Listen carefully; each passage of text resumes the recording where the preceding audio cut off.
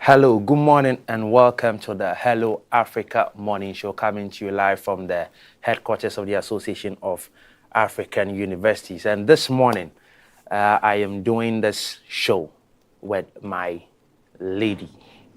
And my name is Philemon Edwards. And this morning, there's a full package on the show.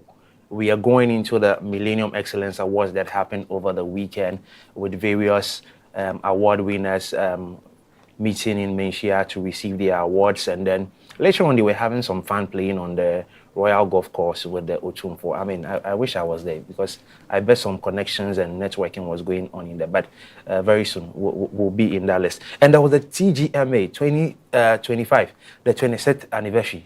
You watched it? Well, yes, I did. I didn't watch everything fully, but I watched snippets of it. Right from the red carpet, what people were expecting. I mean, people's outfits, you know. It's a lot. There's a lot going on in there. And then, of course, the award, what happened, the details. Yeah, there was a lot. Do you think Kim promised merit to the artist? Of course. Actually, I was going for him because I think he's put in much work, and then he deserves it. Well, yeah. I can agree with you on that. And then later, or pretty surely, you'll give us the top African stories. Of course, I will do that. So all of this coming up, and later also in sports, I have a special guest today in the studio. I know you do not want to miss this. Rahim Ayew is joining us for a catch-up. I know you have been wondering where he is, and I mean, we'll be talking about him. He will tell us what he's been up to in the past few years, and we'll catch up with him. I mean, some serious catching up. It's been a while. Oh, and I didn't tell you, we are schoolmates in Adisada College. When I was in Form 2, he came in at Form 1. We'll be telling you a little bit of that one. There's something that happened in school that many of you don't know, but we'll talk about it. So stay with us. After this break, we'll get into the top African stories. This program is proudly sponsored by Venom Mineral Water, Share the Love, and Bigo Drinks.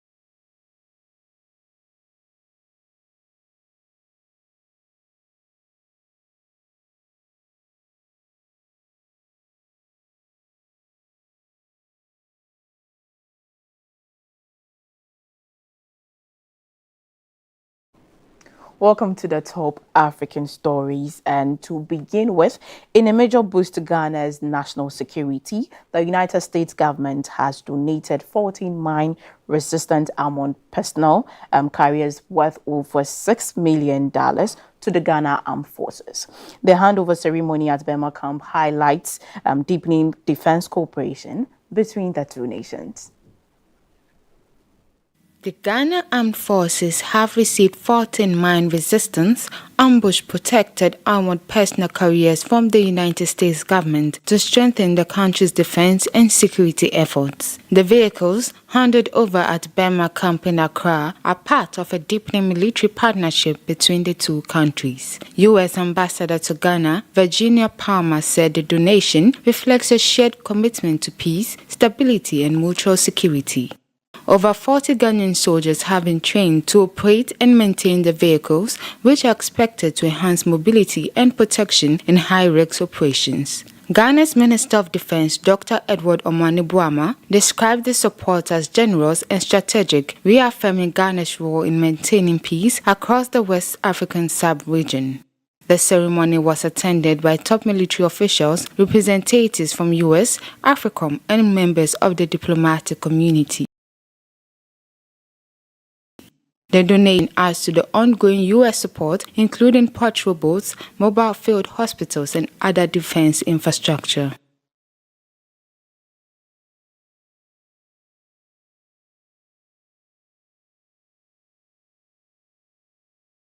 The Ghana Armed Forces have received 14 mine resistance. Okay, so still on it, the Ghanaian cedis has surged nearly 16% against the US dollar since April began, making it the top performing currency in the world this month, according to Bloomberg. The rally has eased inflation now at 21.2%, the lowest in 8 months. And despite this progress, Bank of Ghana is expected to hold interest rates steady amid lingering inflation risk.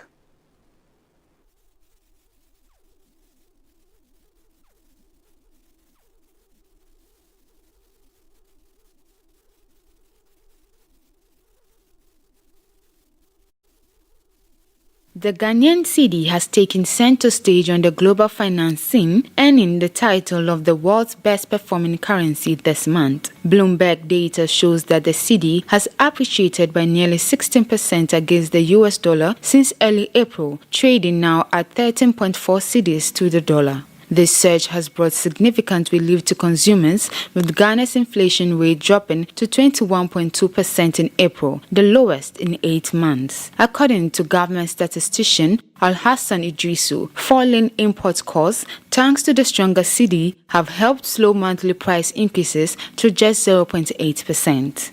Non-food inflation fell to 17.9%, while food inflation also dropped to 25%. Economist Dr. Ejapoma Jekedako says that while the central bank may be pleased, it is unlikely to cut interest rates just yet due to continued inflation risks from rising utility costs. In March, the Bank of Ghana hiked the key interest rate to 28% in a bid to curb inflation and stabilize the economy. Governor Johnson Esiama noted that a gradual easing could be considered later this year if disinflation continues. The International Monetary Fund, which supports Ghana through an economic recovery program, is also optimistic. IMF Mission Chief Stefan Rodet says the cedi's resurgence adds to confidence to inflation control efforts. Though challenges remain, the cedi's rise is offering hope and signaling a potential turning point in Ghana's post-crisis recovery journey.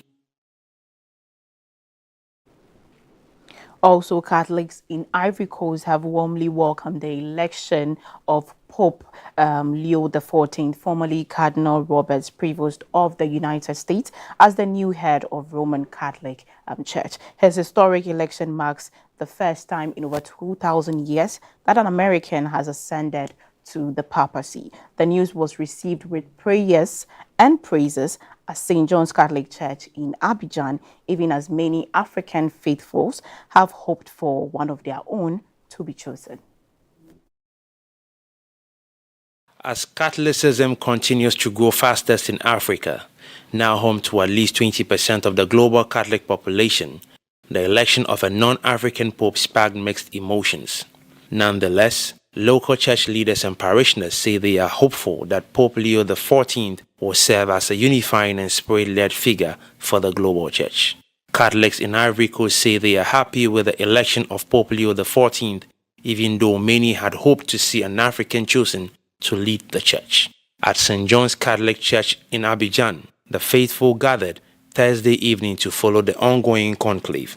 During the service, Cardinal Robert Prevost of the United States was elected as the new pope, making history as the first American to assume the papacy in over 2,000 years of the church's existence. Catholic faithful like Clementine Zongo welcomed the outcome with gratitude and prayer, expressing hope that the new pope would be guided by the Holy Spirit. Pope Leo XIV was elected on the fourth ballot following the death of Pope Francis in April. Born in Chicago, the 69-year-old addressed thousands from the balcony of St. Peter's Basilica, calling for unity, charity, and openness in the global church. Several African cardinals were seen as strong candidates during the conclave. Still, the faithful in Ivory Coast say they remain optimistic that under Pope Leo XIV, the church will continue to embrace diversity, inclusion, and spiritual growth across all continents. Moving on, the United States has announced it will slash $15 million in annual health aid to Zambia beginning next year, citing widespread theft of donated drugs and medical supplies. The U.S. says life-saving medications funded by American taxpayers, including treatment for malaria, HIV, and tuberculosis, were being stolen and sold illegally. Washington's envoy to Zambia, Ambassador Michael Zolant, described the decision as difficult but necessary following years of insanction by Zambian authority. The United States is cutting $50 million in annual health aid, accusing local actors of systematically stealing life-saving medicines meant for the Zambian people. U.S. Ambassador Michael Gonzalez says the decision follows repeated warnings to the Zambian government to prevent theft and corruption in the health supply chain. An investigation of 2,000 pharmacies between 2021 and 2023 revealed that nearly half were selling U.S.-funded drugs originally meant to be distributed for free.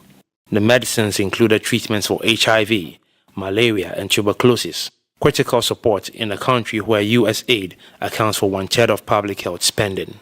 Ambassador Gonzalez criticized the government's slow response after being informed of the scandal last year. The aid cut is set to begin in January 2026, giving Zambia time to plan for new drug procurement strategies. So far, there has been no official comment from the Zambian government. The move comes amid broader global scrutiny of aid, transparency, and accountability, with analysts warning the impact on ordinary citizens could be severe.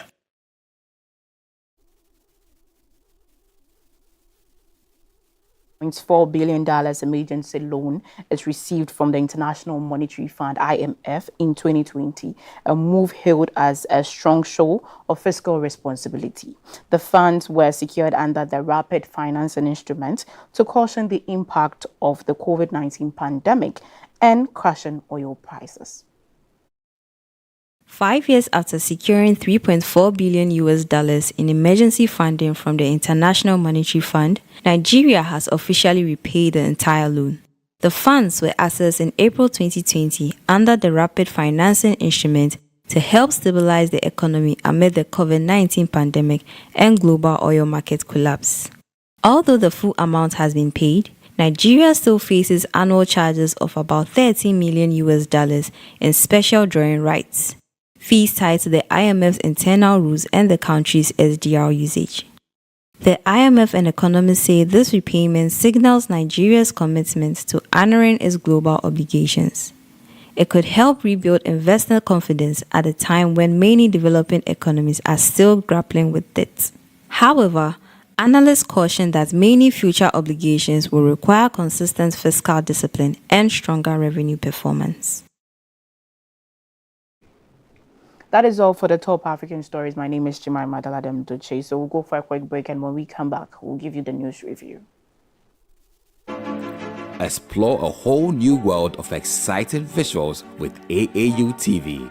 Get ready for a mix of interesting talk shows, interviews, discovery documentaries, and news on Ayew TV. It's not just about watching TV, it's about experiencing something special. Ayew TV reaches over 25 countries in Africa, bringing you a blend of knowledge and fun. Learn about different cultures as you enjoy the shows. If you have events or want to showcase your business, we've got you covered.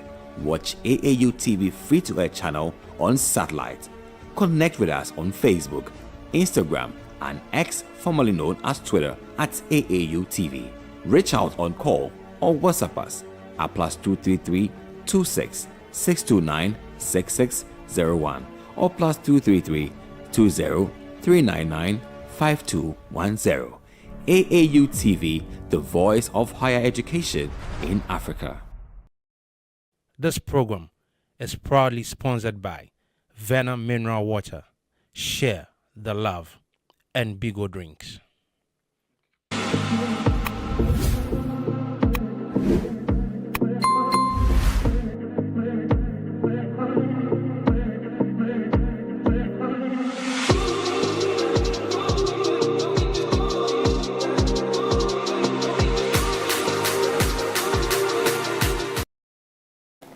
Welcome back from that break, and we'll delve straight into news, cultural review, and discussions. And to begin with, I'm sure you know by now, over the weekend, the Millennium Excellence Awards 2025 happened, and we just want to talk a little bit about it. So Mr. Moses Baden, CEO of Margins ID Group, has received the Industry Innovation Excellence Award at the 2025 Millennium Excellence Awards, his third major honor following previous recognitions in 2015 and 2022. The award celebrates his pivotal role in Ghana's digital identity transformation, notably through the Ghana Card initiative. Margins ID Group, under his leadership, has become Sub-Saharan Africa's leading certified identity solutions provider, praised for developing secure, inclusive, and locally driven technology platforms. The award was accepted by the Deputy CEO, Mr. Kwesi Baden, who emphasized the firm's commitment to African innovation and technological sovereignty. Also, Pastor Umo Basi, the governor of Akwa Ibom State, Nigeria, was honored with the prestigious Lifetime Africa Achievements Prize, LAAP, in governance and public service. Other distinguished laureates for the 2025 Lifetime Africa Achievements Prize include His Excellency John Dramani Mahama, President of Ghana, His Excellency Carlos Villanova, President of Sao Tome and Principe, and then Pedro Santos of Angola. There was also Kone Dosangui of Cote d'Ivoire and Kofi Jondo of Togo. Several dignitaries, global dignitaries, were at the event, with ambassadors Bianca Odumegu Ojukwu representing the President of Nigeria, Bola Tinubu. Nigeria's previous Millennium Excellence Award recipients also include President Goodluck Jonathan, Alhaji Aliko Dangote, Tony Elumelu, Senator Godswill Akpabio, and Professor Wole Soyinka. In higher education, from the University of Ghana, where Emeritus Professor Clifford Niboy Tego, Professor Gordon A. Awandari, and then Professor Emmanuel Ohene Afwakwa, who have been honored for their respective contributions to mathematics and science excellence. Also, when it comes to natural sciences and biomedical research at the 2025 Millennium Awards, this group of people were in the same category. Also, in culture and music, Kofi Kinata was given the Youth in Entertainment Award. And the Millennium Excellence Award, just to give you a brief history, was founded in 1998 by Ambassador Nana Ajiman Prempe, Ashim Morton, and is committed to celebrating African excellence in leadership, peace building, education, and sustainable development. Its inaugural award ceremony took place in the year 2000. Now, the Millennium Excellence Awards stands as a premier event recognizing outstanding achievements across Ghana and the African continent. Organized every 5 years by the Millennium Excellence Foundation, the 2025 edition commemorates the 25th anniversary of the awards. The ceremony was scheduled over the weekend from the 9th and the 10th, 9th to the 10th of May 2025 at the Otumfo Osei Tutu Jubilee Hall in Kumasi, under the esteemed patronage of His Royal Majesty Otumfo Osei Tutu II, the Asante Hene. So that's by way of a brief history of the Millennium Excellence Awards. Now, do you remember, let's have a brief discussion about it. With the brief list that you saw. Yeah. What do you think about excellence when it comes to success and business in Ghana and in Africa? Well, first of all, I would want to briefly touch on the whole Millennium Excellence Award. Yeah. And I like the fact that, it is committed to celebrating African excellence in our leadership, in our education, in our peace building, and then in our sustainable development. Sure. It goes a long way to recognize these Africans or these people who are doing so well in the various industries, and not to just, when it comes to, there are awards, event, you understand? Yeah. But for this, it's going like, this has, how should I put it? I want to say that this goes a long way to look at the people at the top and then look at what they are doing and appreciate them for doing what they are doing. And I saw that you mentioned quite a lot of people who The list is quite long. Took several awards for their various departments, and I like the fact. I just love the way it pushes you to do more. You know, it gives you the view that people are watching what you are doing. Yeah. If you don't know, people are actually watching, and people are appreciative of whatever skill or whatever industry that you are in.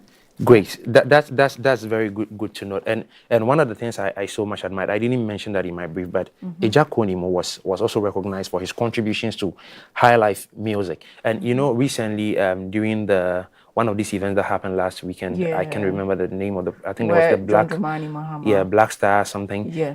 John Dramani Mahama was talking about it, that Ejako should be celebrated and honored. Because he's worth honoring. These are people who have contributed so much to our music, and I'm so glad that the Millennium Excellence Awards recognized him. And still about music, Kofi Kinata is in there. Like, it's so amazing that in the tall list of this big shots, one of the youngest guys you can find in there is Kofi Kinata. And he's one guy I can say has a lot of vibe when it comes to bridging the gap between the young and the old. Because when you listen to the kind of music he churns out, like it's so interesting. The young can relate, the old can relate. He basically talks about every facet of life that you can think about. So kudos to Kofi Kinata for being part of the long list of big shots in the Millennium Excellence Awards. And also other recipients included Dr. Sekwame, despite Dr. Ernesto Fori-Sapon and Dr. Nick Danso, who were also recognized with Lifetime Achievement Awards. So I'm just glad to know that, like you said, it tells you that the things that you're doing are being taken notice of. It's not like you're just operating in vacuum. Because the truth of the matter is that these people own their businesses, they are successful in their own rights, and they are doing the things that they are doing. They haven't set themselves up to say that I'm doing this so that I'll be recognized. But it's just beautiful that at some point in their life, an award scheme like the Millennium Excellence Awards can be able to recognize them. So to all of you doing anything, anywhere in the world, in your corner, in your homes, wherever you find yourself, I just want to say that it may look like nobody's watching you, but take a cue from this. Be inspired by the lives of these people. If you can, take time to read about the biography of what these people are doing. You might find some inspiration there to spur you on to do the things that you need to do for yourself. And at the end of the day, Africa will celebrate you, and I'm sure the world will celebrate you too. And you know, it's not. I think I think from what I know, most of these award events are for the young. Yeah. You know, people like the Kenatas and then the rest. You understand? But this one goes a long way to look at those who are older, and those who are up there. And that is one thing I like about it, because I feel like sometimes when you get to a certain point, you want to be in your shell, you want to be in your corner, you feel like you've done a lot and you would want to relax. But these people, in as much as they have their money, they have their businesses, they are still doing more and pushing in the society. So I think this is a good one. Seeing that most of these award schemes are just basically for the youth or the young people, this one goes a long way. I very much share the same sentiment with you. And on a religious note, kudos to Bishop Dakiwad Mills. He won one of the awards as well. So congratulations to all of the award winners over the weekend at the Millennium Excellence Awards. So we'll go straight into the next story for discussion, and I'm excited about it because it includes women. Anything that has women and women empowerment, I'm all up for it. So in Uganda, a woman named Merida Nandudu is quietly leading a revolution. The report by the Associated Press indicates that in Siwonko, Uganda, Merida has transformed gender dynamics in coffee production through her initiative, Bayaya Specialty Coffee, which now includes over 600 women. That's about 75% of her total farmer base. Her idea was simple but powerful. Pay women slightly more for every kilogram of coffee they bring in. And the impact? Transformational. It has empowered women to step into roles historically dominated by men in Uganda's top export sector. The initiative has also addressed issues like lack of financial control and domestic conflict over coffee earnings, encouraging collective decision-making and economic independence for women. Nandudu, who grew up farming coffee and earned her social sciences degree in 2015, launched Bayaya in 2018 to center women's contributions and needs by establishing cooperative savings schemes and offering incentives. Her model has inspired a growing number of women to enter the coffee value chain from cultivating to roasting. Now, this shift has sparked broader interest in coffee entrepreneurship among young Ugandan women. Uganda is one of Africa's top coffee producers, and the crop is its leading export. The East African country exported more than 6 million bags of coffee between September 2023 and August 2024, accounting for $1.3 billion in earnings, according to the Uganda Coffee Development Authority. Very interesting story there. I'm just enthused about the amount of money in here, $1.3 billion. Jemima, what do you think? Women empowerment, women initiative, girl power. That's where I'm taking. I know. I'm taking it from. I know. Give it to me from that. Woman. No gender bias here. I just feel it's high time women take up positions and then do the undoable. Let me put it that way, because the story talks about how women are stepping into roles that are dominated by men. That is in the Uganda top export sectors, and this is what we've always wanted. It's not like to have we feel we want, not like we feel, we also deserve a share at the table. You understand? A share of the national cake. We feel like positions that are more dominated by men could be equally given to the women. To the women. Sometimes we also have the abilities, we also have the capabilities, we also have what it takes to be there, or to be in that shoes, or to be in that position that is dominated by men. But mostly women are not given the chance. So I like the fact that this initiative is giving more room for women, and is making women dominate in certain roles that are men dominated, if I should put it that way. I so much agree with you. I like the part of this discussion or the story where the incentives that are coming in pays women a little bit more for every kilogram of coffee they bring in. And I think that it is a source of encouragement for the women to work harder, okay, I'm not thinking or saying that they have to fight to get to an equal level with the men, but to give them a little extra for whatever they bring in, even though they may be doing some of these things with men. It just is nice for me to hear, because it's going to give them the kind of encouragement that they need to be able to do the things that they are doing. And also, interestingly, I realize that it is creating some sort of community-based value chain in there, because per the story, the number of women in there, 600 of them, accounts for about 75% of the workforce for this initiative. That's very impressive. It's a good way to, equally also invest in women education. Yeah. Because we realize that sometimes some courses are not women courses. Let me put it that way. Some courses are mostly dominated by men. And then some positions as well. So this is the time where we can invest more, or we should invest more in women education, give the platform to women, whatever course they would want to pursue. We shouldn't make it like this is like a gender-based course, or this is a gender-based role. Women are equally to be given the equal right or openness to pick up certain roles and certain courses if they can do it. And they should be encouraged more, because sometimes, women need that push. Do you understand? Because they feel like it's the main thing, but a little push could take a woman there, because this initiative is by a woman. Exactly. It's not by a man, and that alone is more to be appreciative of as a woman. I'm happy to note that, like, this is a woman's thing, like a woman's initiative. It's not like a men's driven initiative trying to bring women into the business properly, but a woman has seen the need to start a revolution, which is beginning to make a lot of attention, and then it's accounted for about 75% of her workforce. Like, I'm so impressed to know this.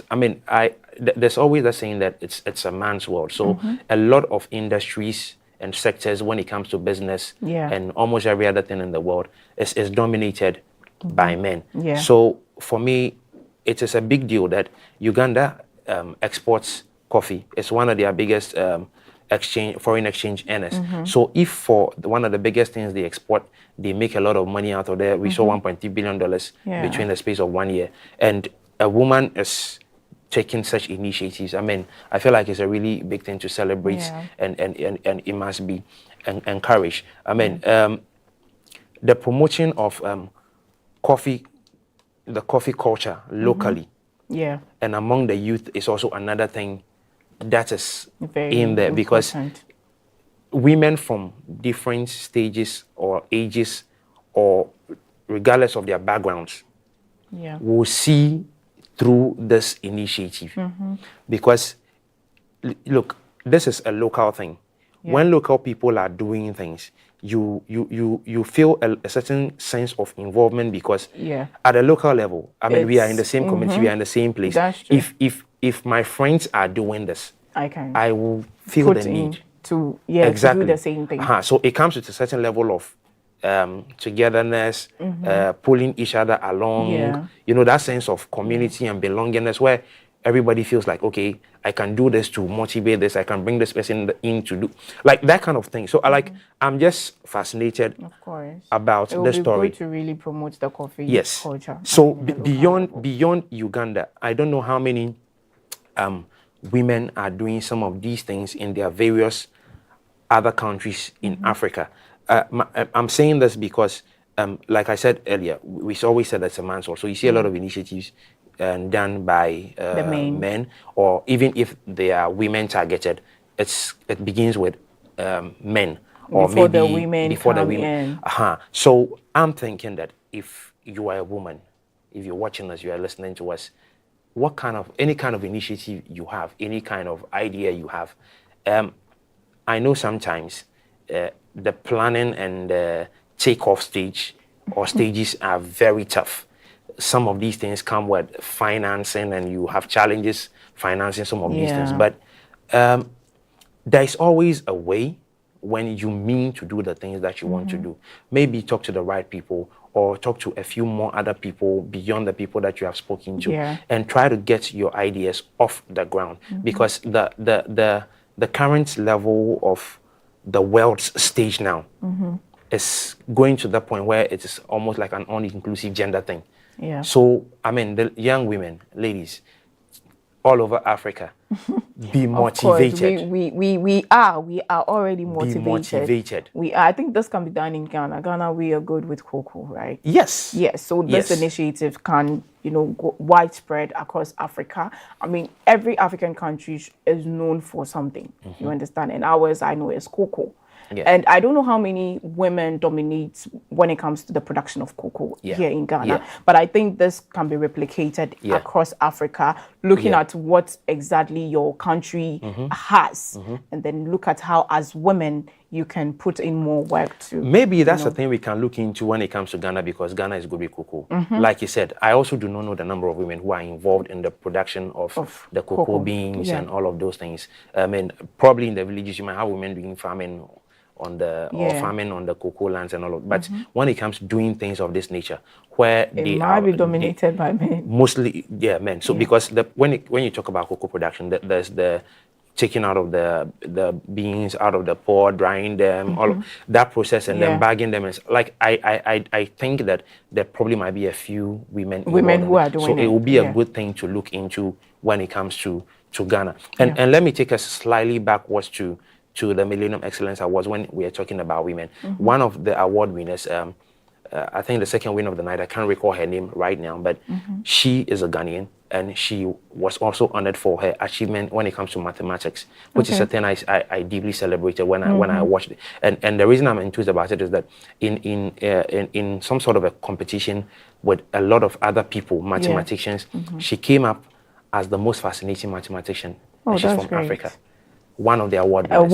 A woman. We are getting there. So, like I said, we always is a man's work. But where was the man when there was the need for a mathematician in this regard? So there is a a beautiful research thing. I would want to, read here. So they said Okay. in Ghana, approximately 25% of cocoa farmers are women.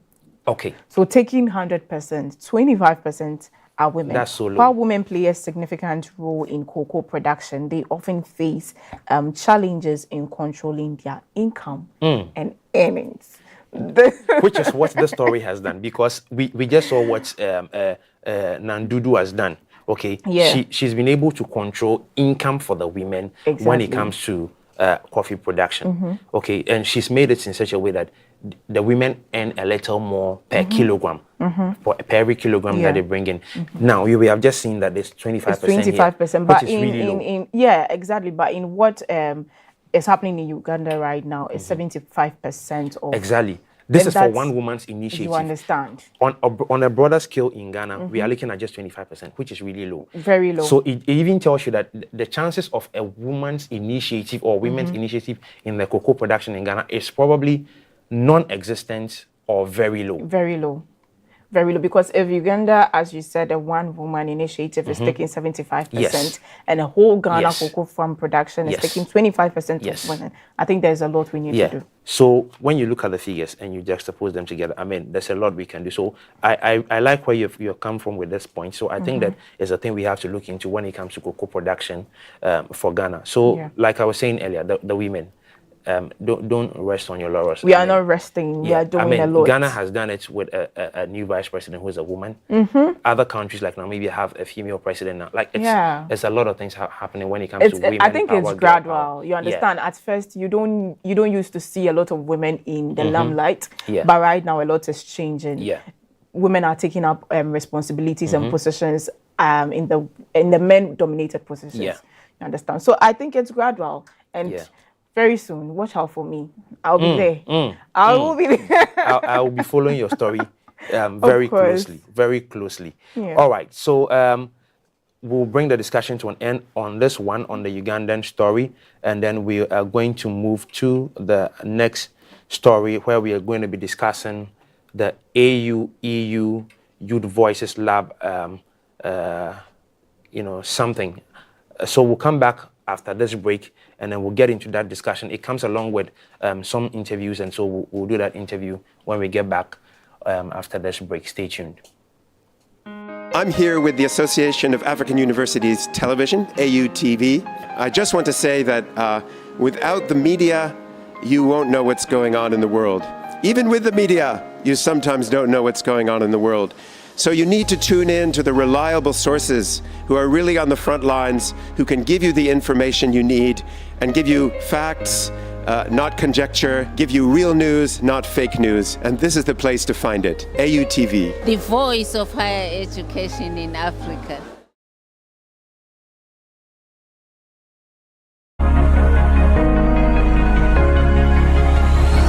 Hello, Africa. Keep watching Ayew TV, the voice of higher education in Africa.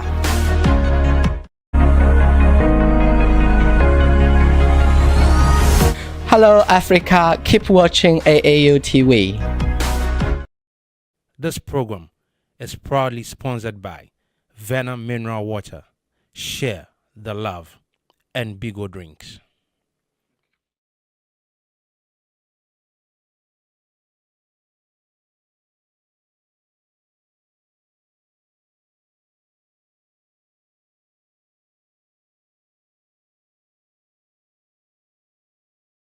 This program is proudly sponsored by Venom Mineral Water, Share the Love, and Bigo Drinks.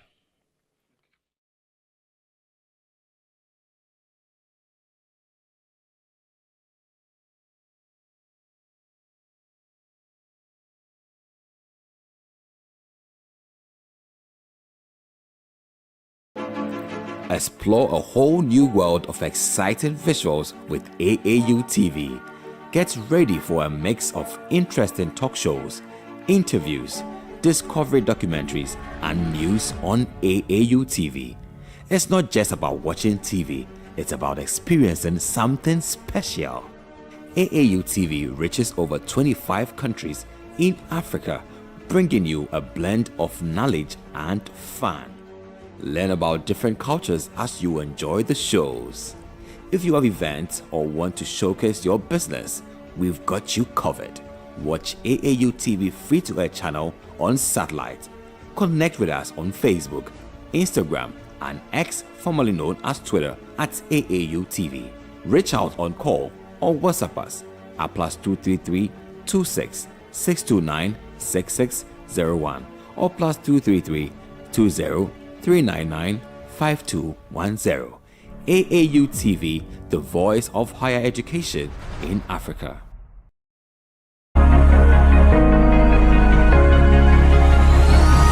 Hello Africa, keep watching AAU TV.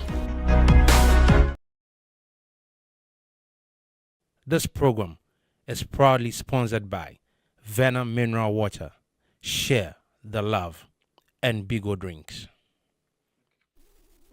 All right, welcome back from that break, and we'll go straight into the AU-EU story and discussion. So in a press release issued on April 30, the AU and EU Youth Voices Lab announced both new initiatives aimed at bridging the gap between young leaders in Africa and Europe, as youth across the continent continue to push for greater inclusion in policy making and innovation. Among the initiatives unveiled are a multi-language, low-data digital app co-created with input from over 10,000 youth and a grant scheme designed to support youth-led projects. The lab has also established a youth advisory board, launching training programs and introduced the Let's Connect cross-continental network, all aimed at fostering stronger collaboration, empowerment, and representation for young people across the continent. And joining me online to have these discussions are Sylvia Diazi, Stefanos Tagakis, and then Peace Yinjesu Odili. Sylvia is Sylvia leads the program's communication and visibility strategy, and she coordinates dissemination across partners, supports digital campaigns, and ensures outreach for the Youth Voices Lab app. Stefanos develops creative strategies to engage youth across Africa and Europe. He leads impactful campaigns that highlight youth voices and promote cross-continental collaborations. And then Peace oversees the development of the Youth Voices Lab app, and she ensures the platform is inclusive, accessible, and aligned with the needs of young people. All right, so these are my guests who are joining us online to do this interview about the AU-EU Youth Voices Lab. Can you hear me? Sylvia, Stefanos, and Peace, can you hear me? Yes, we Yes, I can. can Good hear morning. you. Hi. Hello, can you hear me? Sylvia?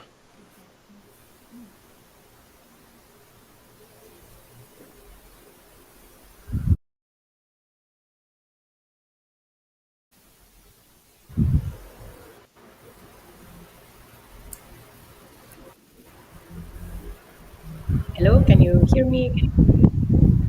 Sorry, can you speak up a little bit for me? Your voice is a bit low. Yes. Yes, I'm connected. Do you hear me? Do you see me? All right, Sylvie, if you can hear me, you're welcome to the Hello Africa morning show. And you are live in Accra, Ghana, and everybody in Africa is watching you. So let's talk briefly about the core mission of the AU-EU Youth Voices Lab, and how does it seek to transform youth engagement in Africa and in Europe?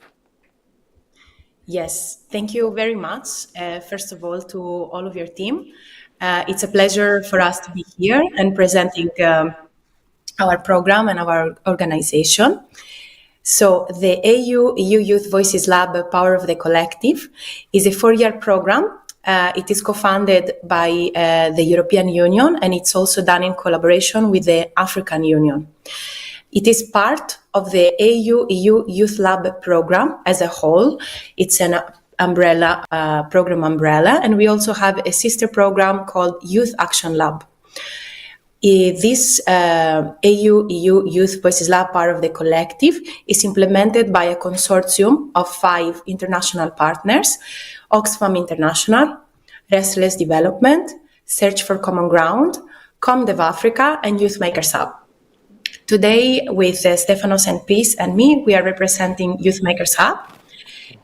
It's the communication and dissemination lead into the program. And to give you a few more information about us, we are a non-profit organization based in Greece. We are empowering youth and communities through capacity building, EU-funded programs, and international cooperation. We're specialized in training, communication, and strategic outreach, bridging African and European youth through education, digital innovation, and cross-continental partnerships.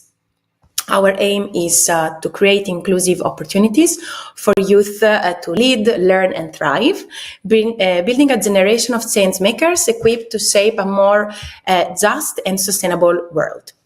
As part of the Ayew EU Youth Voices Lab Power of the Collective program, together with our partners, we have the mission to co-create a more youth-responsive and inclusive society across Africa and Europe, where young people are equal partners in shaping decisions and policies that impact their lives. So our program impacts and empowers young people aged from 15 to 35, and we aim to engage them in policymaking, advocacy, institutional dialogues through different activities and opportunities. On one side, we work together with the youth to empower them and to give them skills, tools, and also a safeguarding environment to make sure they're able to advocate for their rights and for their needs in their local communities, but also at regional, international, and intercontinental level. On the other side, we work together with decision makers with the institutional journey that is parallel to the youth journey, in making sure that decision-making processes are more youth inclusive, and that they are we create a space in which young people and decision makers can meet, they can discuss and find common solutions. One of the key words for our program is co-creation and empowerment. In fact, we really aim at shifting the power to youth, ensuring that they're not just passive beneficiaries of decisions or policies, but that they're active members and creators with their voices of these processes and the policies. Some of the mechanisms, which we will also see together, are multilingual inclusive mobile application, which is currently under development, and Peace will tell you more about it. We have funding opportunities. And we also have a large pool of activities and opportunities, both online and in person, that young people can attend and they can participate. Thank you very much. Mentioned funding. So let's talk a bit about the funding. What does the third funding party mechanism aim to achieve? And do you have more opportunities for funding coming in for this project? Yes, thank you. The third-party funding mechanism is one of the key activities of the program. It has actually just closed the first round of application at the beginning of this year, but 2 more rounds of application will open. Generally, they open in the first trimester. So next year, keep posted on our social media, on our newsletter to receive the notification when the applications for funding are open. Not only the Youth Voices Lab has funding, but also the Youth Action Lab has funding for projects that are related to young people. So make sure to stay connected with the program as a whole for greater funding opportunities. To let you know, it is a mechanism that provides, in the case of the Youth Voices Lab, funding and macro grants from 1,000 to 10,000 euros, aimed at supporting local inspired advocacy, research, training, and accountability action. So it's projects that are made by youth for the youth. The mechanism strengthens youth civil society, and it ensures that young people lead solutions addressing their own priorities. So the key aspect is that young people find what is a challenge, what is a solution, they unify, they gather together into creating a project. And then through the funding, they will be able to implement the actions of their plan, and also with the support of the program and the consortium and the other projects, they will be able to have a real impact in their communities. Just to give you more information, the grantees are selected through an open call. I have mentioned it earlier. So the call for application includes 14 African countries, which are what we call intervention countries. You can find more details on the website of which are these countries that are available for funding. And also the focus of the projects that will be selected are definitely areas similar to inclusion, safeguarding, and ethical advocacy. In the last round, so in the first round of application, we received over 470 applications from all over the continent. These 14 countries that are eligible, and the selection process is right now ongoing, and we will be announcing the grantees in the next few months, and we will communicate which projects are selected. So this is about the third-party funding mechanism. So there are 14 eligible countries in the African continent and one more in Europe. It's Belgium, that represents the young African diaspora members that want to also implement projects in there. Right now we are at the second year of implementation, so there will be 2 more rounds of application for the funding, and usually they are at the beginning of in the first trimester of each year. So stay connected for more. Okay, so I was trying to ask something before you continue. So you just said that it's open to 15 African countries. What I want to know is, do you have plans to open this beyond 15 African countries so that other African countries can be a part of this? I would suggest to stay connected also online. We are part of the larger program, as I mentioned, the Ayew Youth Lab. So in there are actually more countries.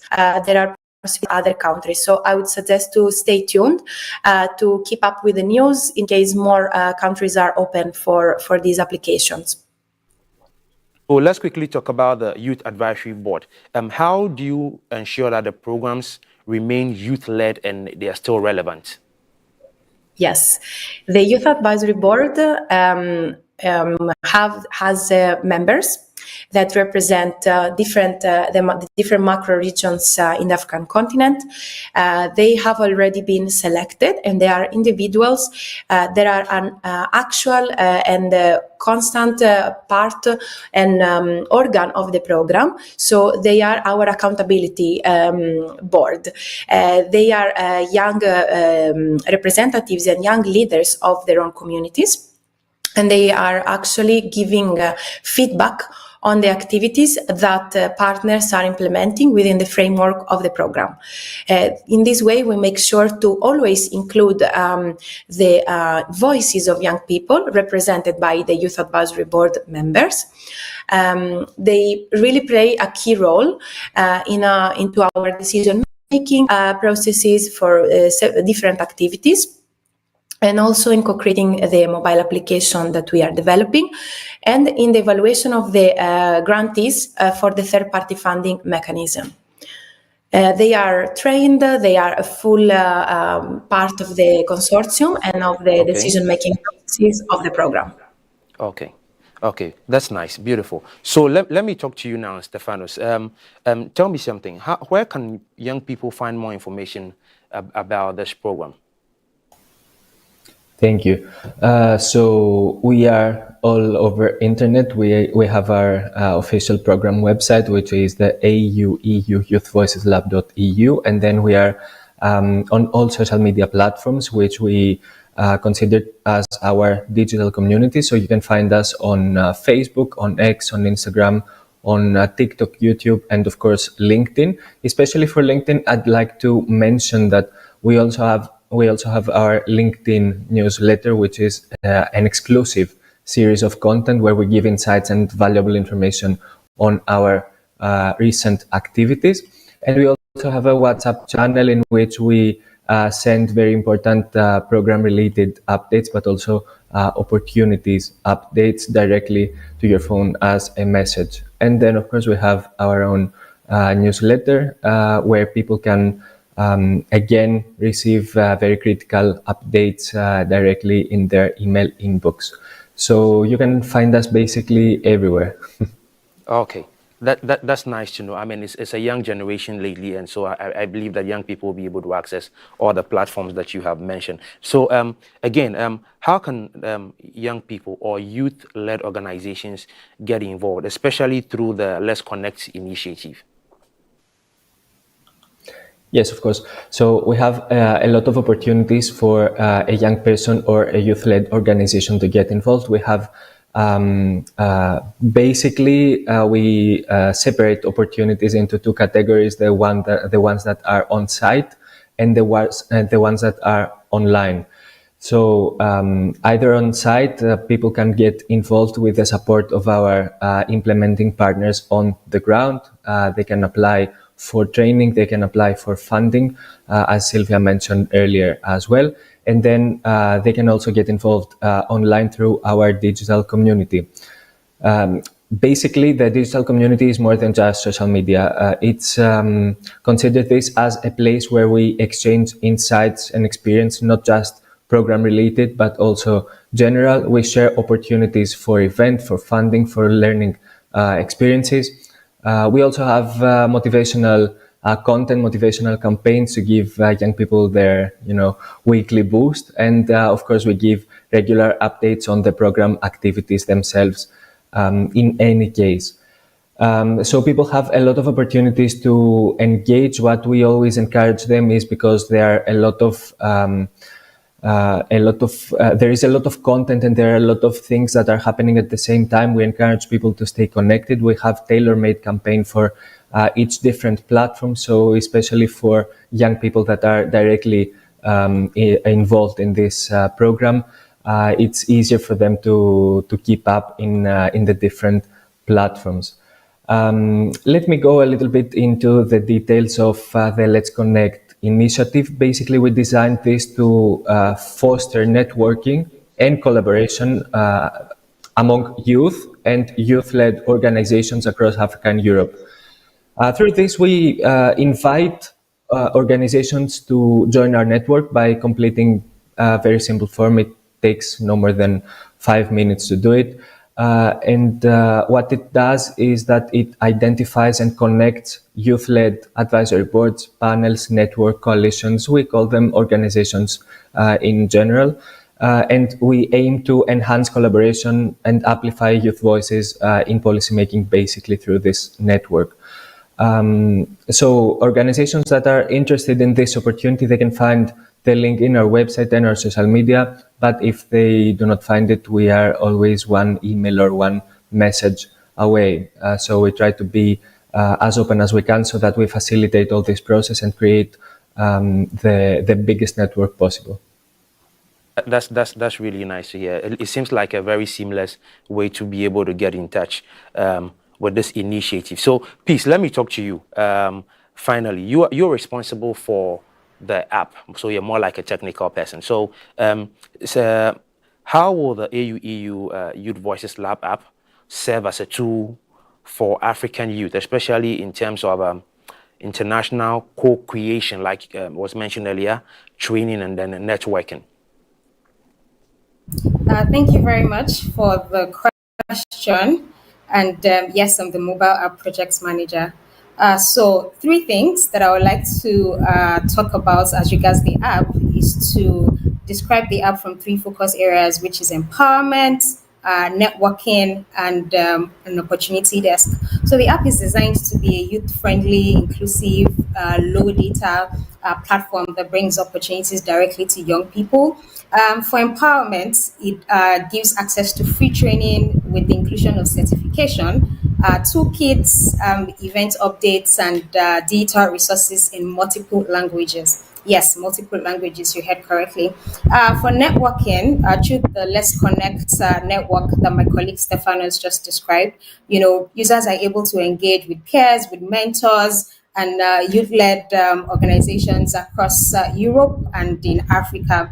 And then the app also promotes on that networking as well. It also promotes and gives you an opportunity where you are able to access advocacy and digital platforms, right? For you to be able to talk to every other young person out there, gives visibility and credibility to all young persons, youth-led organizations as well. And then for the opportunities desk, you have access to be able to go to your organization. You have access to join other young persons in aligned areas to be able to not only promote your organization, like I said, but also to be able to connect with other persons regardless of their location, to be able to co-create, joining 10,000 other young persons to co-create and develop the app, as well as updating the app. I think it's mostly important and significant that you can sit with other young people to brainstorm around innovation, advocacy, experiential learning, especially because, persons in Nigeria, in Ghana, in Europe, you can share how you've been able to solve problems.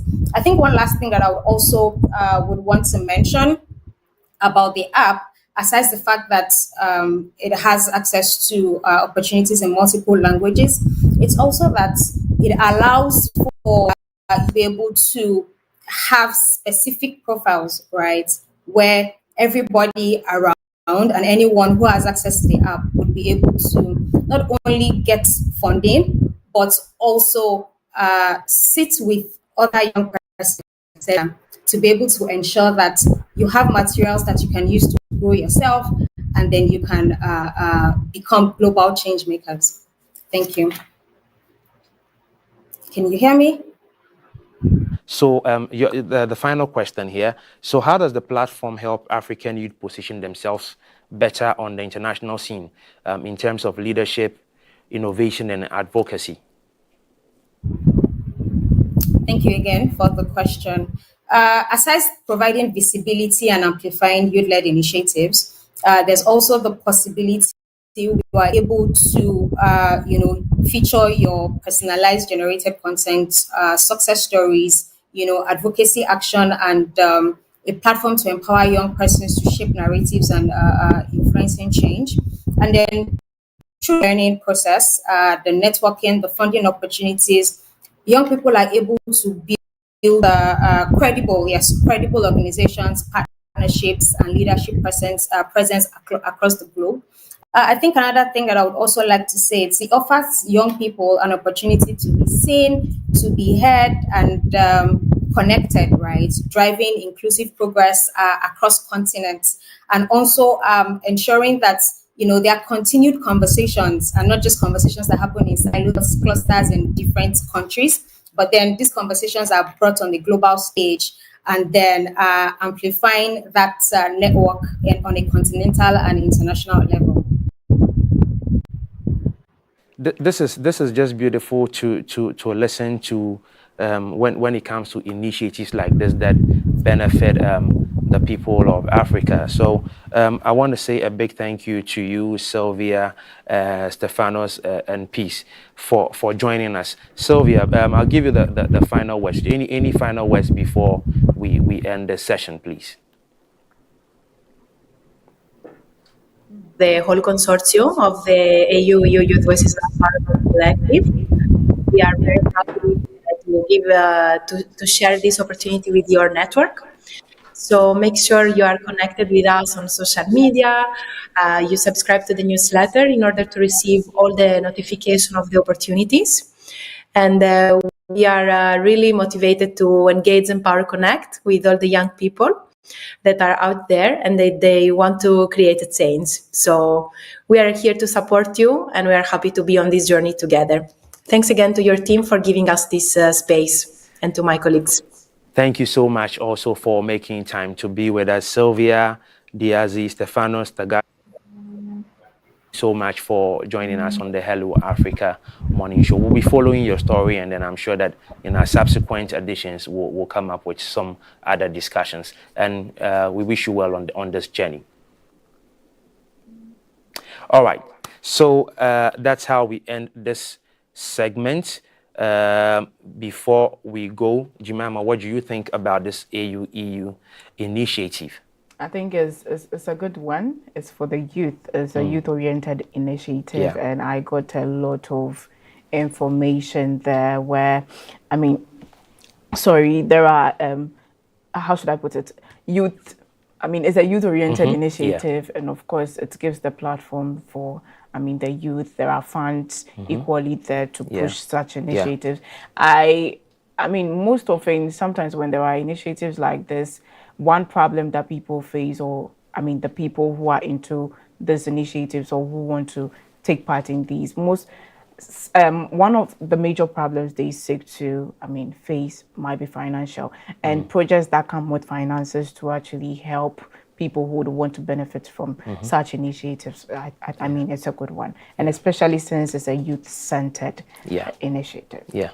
So the young people, just follow the story, follow all the social media platforms that have been mentioned by our guest, and then I'm sure you get enough information for this AU-EU initiative. We're going to go for a quick quick break. When we get back, we are going into lifestyle, and Jemima will lead us. Let's stay tuned. We'll be right back. I'm here with the Association of African Universities Television, Ayew TV. I just want to say that without the media, you won't know what's going on in the world. Even with the media, you sometimes don't know what's going on in the world. So you need to tune in to the reliable sources who are really on the front lines, who can give you the information you need and give you facts, not conjecture, give you real news, not fake news. And this is the place to find it, Ayew TV. The voice of higher education in Africa.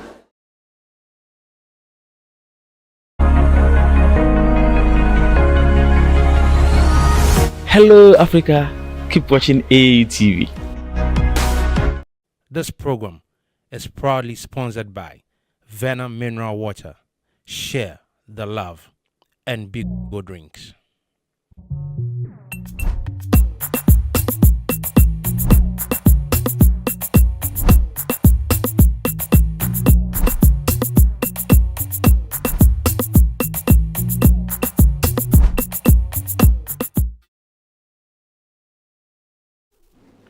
Okay, so welcome back from the break, and of course this is the lifestyle segment where we bring audience recent trends of stories or stories of people doing something extraordinary.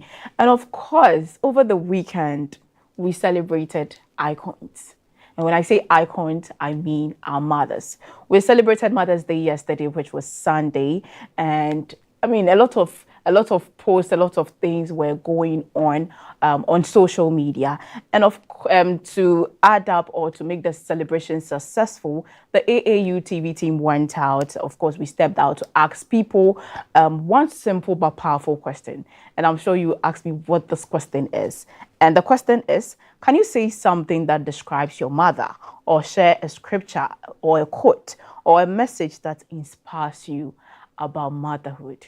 You will be shocked to see or to hear some of the interesting things that we heard from our viewers. Let's take a look.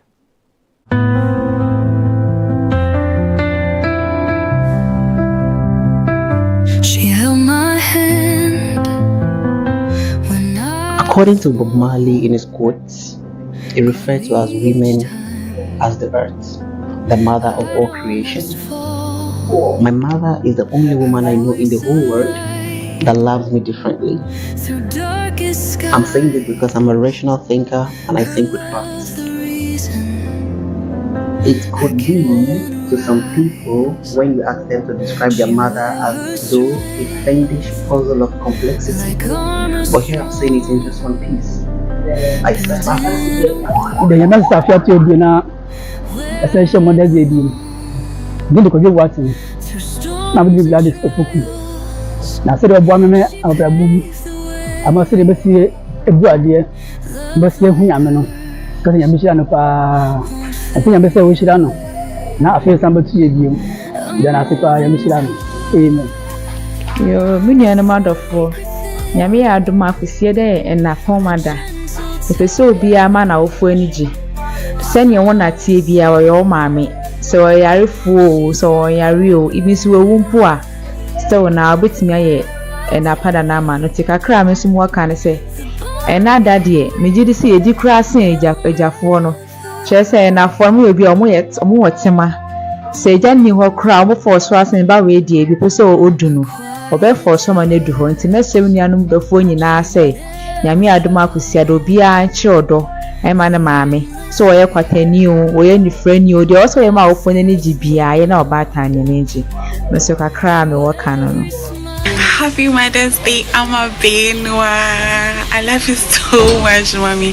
I want you to know you mean the world to me. And I want you to know every day of my life, each day, I thank God for bringing you in my life. I thank God for choosing you to be that mother in my life.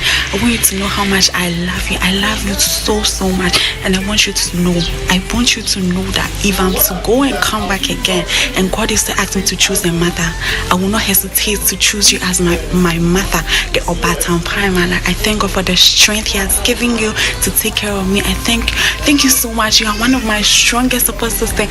I bless God for your life. I am so grateful to have you as a mother, and I will choose you over and over again. My favorite mom. And to Miss Sophie, Susine, Auntie Rosina, Auntie Fia, I love you all so much, and I want you to know you have a special place in my heart, and I will always cherish you people. I love you so, so much.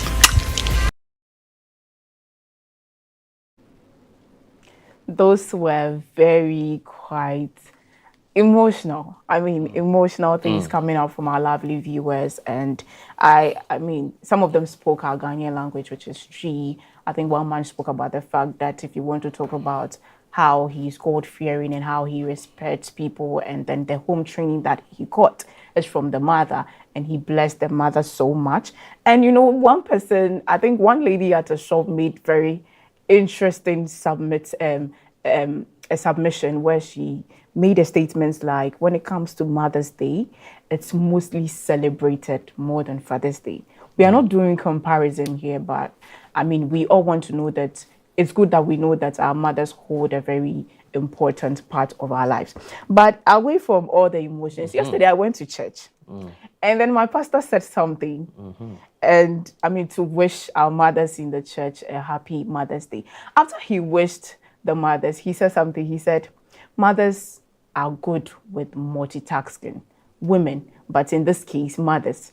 And he said a mother can be cooking, a mother can be, washing, a mother can be, let me say, preparing food. And the last one he added was what changed the whole narrative. He said a mother, in all these things, a mother is still breastfeeding. And then, you know, everybody or everyone in church, we all started laughing because you could just imagine what the pastor was trying to say. You are cooking, you are cleaning, you are washing, and you are still breastfeeding. Come on. But it's all boils down to the fact that our mothers hold very important parts of our lives, and we need to celebrate them. And of course, we need to also celebrate our fathers. Phil, what do you think? Mothers. There's so much I can say about mothers, but I want to sum it up in one quote. And it says, life doesn't come with a manual, but it comes with mothers. Think about that again. Life doesn't come with a manual, but it comes with mothers. So if you have a mother I'm sure you'd understand what I'm talking about in this quote. That's my summary when it comes to Mother's Day. Okay. So any shout outs you want to give to? Oh, my list is so long. Okay. My list is so long. So long. God rest the soul of my biological mother. Oh. Okay. Happy Mother's Day to her in heaven. And then beyond her, the mothers who have been so influential in my life. Okay, let me start with Lady Odelia Sow, who is the International Women's Coordinator of the Lost Pentecostal Church International. That's my pastor's wife. Lady Juliet Isando Enimotu, who is the First Lady of TLPCI. And then there's Captain Hannah Agui. And listen to this. She's the first female maritime educator in the world. I know it sounds like, but that's who she is. Very influential person in my life. And then Mama Regina Agule, aka Iron Lady, the woman that took me into her house when my mother passed on. Thank you so much, Mommy. God bless you. And there's also Mama Sarah Iti. We call her Auntie Didi every time. Very wonderful mother to me and many other young people. And then my mother-in-law, Madame Dr. Samedro. Thank you so much, Mommy. You give me a beautiful daughter to marry. And so automatically the last one goes to my wife, Mrs. Ruby Edwards. Happy Mother's Day to all of these beautiful women who have been so influential in my life. That's amazing. Yeah. That's amazing. Yeah. Okay. I mean, a lot happened yesterday. People's status, people's social media handles. I could see mothers everywhere on TikTok, on Snapchat, everywhere. And of course, I also have a few people to acknowledge in my life. Yeah. I hope your list is not so long like mine. Oh, no. Mine, I'll keep it very simple. And of course, to my lovely mom, I call her my world. So every time when she's calling, and anybody who sees my phone is like, hey, my world. Who is my world? Of course, that's my mom. That's how her name is saved on my phone. And I would want to tell her I really appreciate her so much. And of course, to Mrs. Helena Chikunu, she knows herself. She's also played a very important role in my life. And to Mrs. Elinam Dagadu, I bless her so much for all her support and everything that she's been doing for me. And lastly, Mrs. Elom Doche, I want to say God bless you all and everybody who played or who plays a mother role in my life. The fact that I haven't mentioned your name doesn't mean I don't appreciate you or I didn't acknowledge you. God bless all of you and for every support that you give. So that is it for the Mother's Day. And we'll move straight to the TGMA. That is the Telecel Ghana Music Awards this year, 2025. And this happened on Saturday. And a lot happened. I don't know if you watched, but a lot really happened from the red carpet to the main event and what happened. Phil, why are you laughing? I'm talking. The mention of red carpet. No. That's interesting. That's all. Yeah, you see, a lot. That's where the whole show actually starts from. Yeah, I know. If you know. I know. Exactly. A lot happened on the red carpet. I'm only laughing because there's a picture I saw on the red carpet. Like, it's just refusing to get out of my head. Okay, we'll get there. But, well, I would want you to give me details. I can't talk about it because people were spilling things that were not supposed to be spilled on live TV. I mean, wow. It's interesting. I don't know, but well. So the 2025 Telecel Ghana Music Awards, that is the TGMA, held at the Grand Arena of the International Conference Center on May 10th, can promise, of course, merge the Artist of the Year, securing 4 other awards, including Best Afro-Pop Song, Best Afro-Pop Afrobeat Artist, Album EP of the Year, and the Ultimate Prize, of course. And also Kim Paluta took home the Most Popular Song of the Year with his viral hit, Aseda. I'm sure you know that song, right? Aseda. And also won Best High Life Song for Makuma and other notable, of course, awards. Before Joe Metal, Stonebwoy won the Best Reggae Dancehall Artist, also the Best Video. Joe Metal, Best Male Vocalist, Best Gospel Artist. Kweku Smoke, Best Hip Hop Song, Best Hip Hop Artist Rap Performance, and of course our ultimate, which is Team Eternity Ghana, Best Urban Contemporary Gospel of the Year. This happened over the weekend. And of course, there were some Lifetime Achievement Award, which went to Yaw Sapon and Osofo Band. and also rising star Yao Darling, who was named Unsung Artist of the Year. This event also featured performances by AEC, Empress Gifty, Stoneboy, Kim Promise, of course, and others, celebrating a diverse sound of Ghana's music. Phil, did you watch? I look, for the first time in like 20 years. I don't know. I knew about it, but I just didn't watch. Every year I watch. I don't know. Maybe my day was too packed on Saturday, so I probably was exhausted because I had it in mind. I was going to watch. I woke up Sunday morning after 5 a.m. and I was thinking, what just happened to me? for the first time in 20 years, like I missed I don't know. It's a show I don't miss. Quickly, I just had to grab my phone and then try to look for what happened and who won, and that's why I started seeing pictures, and that's how come that picture that picture I'm talking about. Now tell us about the picture. Oh boy, look, the red carpets. This year there were all sorts of things you can imagine, but okay, there was this one, the one that I can't get out of my head. There was this lady. She was wearing something bluish. Okay, with some things, out there. About to but come to think of it, before we even move to Kim Promise taking the night. Yeah. What do you make of the Ghanaian fashion? Look, I think I saw a lot of things on the red carpet, what people were wearing, what people were not wearing, but what we were seeing.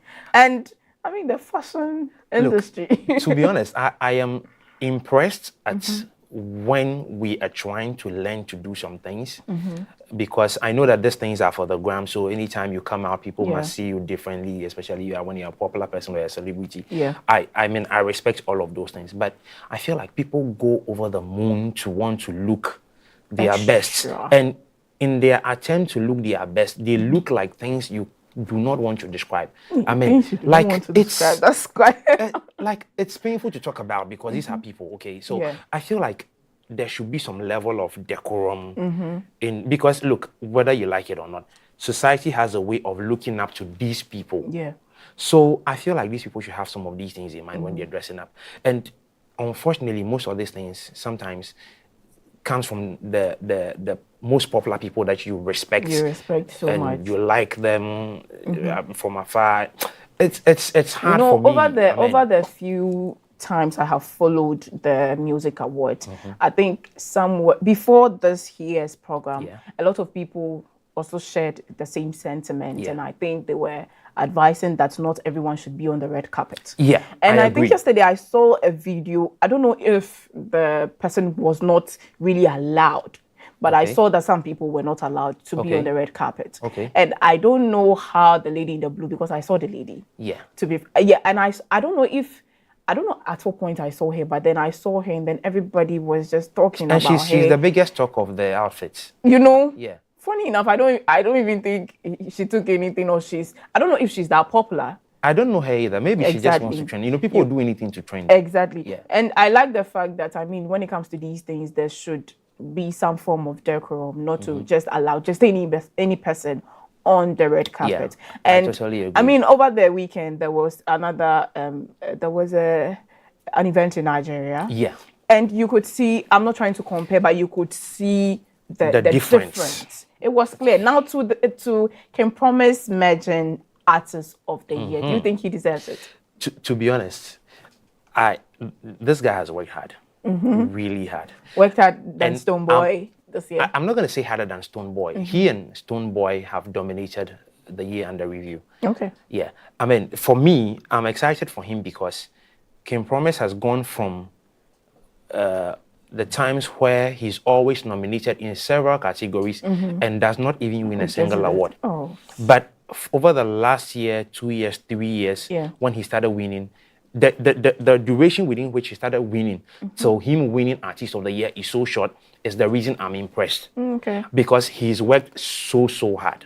So hard. He and Stoneboy, they matched each other boot for boots all over the place, touring Asia, Europe, wherever, doing all the shows you can imagine. So I'm really happy for Kim Promise because it is paid off. Last year, he was on the list for Artist of the Year, but he didn't win. I think Stoneboy won that one. So for me, he has worked so hard and he deserves this one. The other issue of contention, which I think even came up in one of our news bulletins on midweek news, was Kim Paluta's manager talking about Paluta winning Artist of the I found that thing very some way.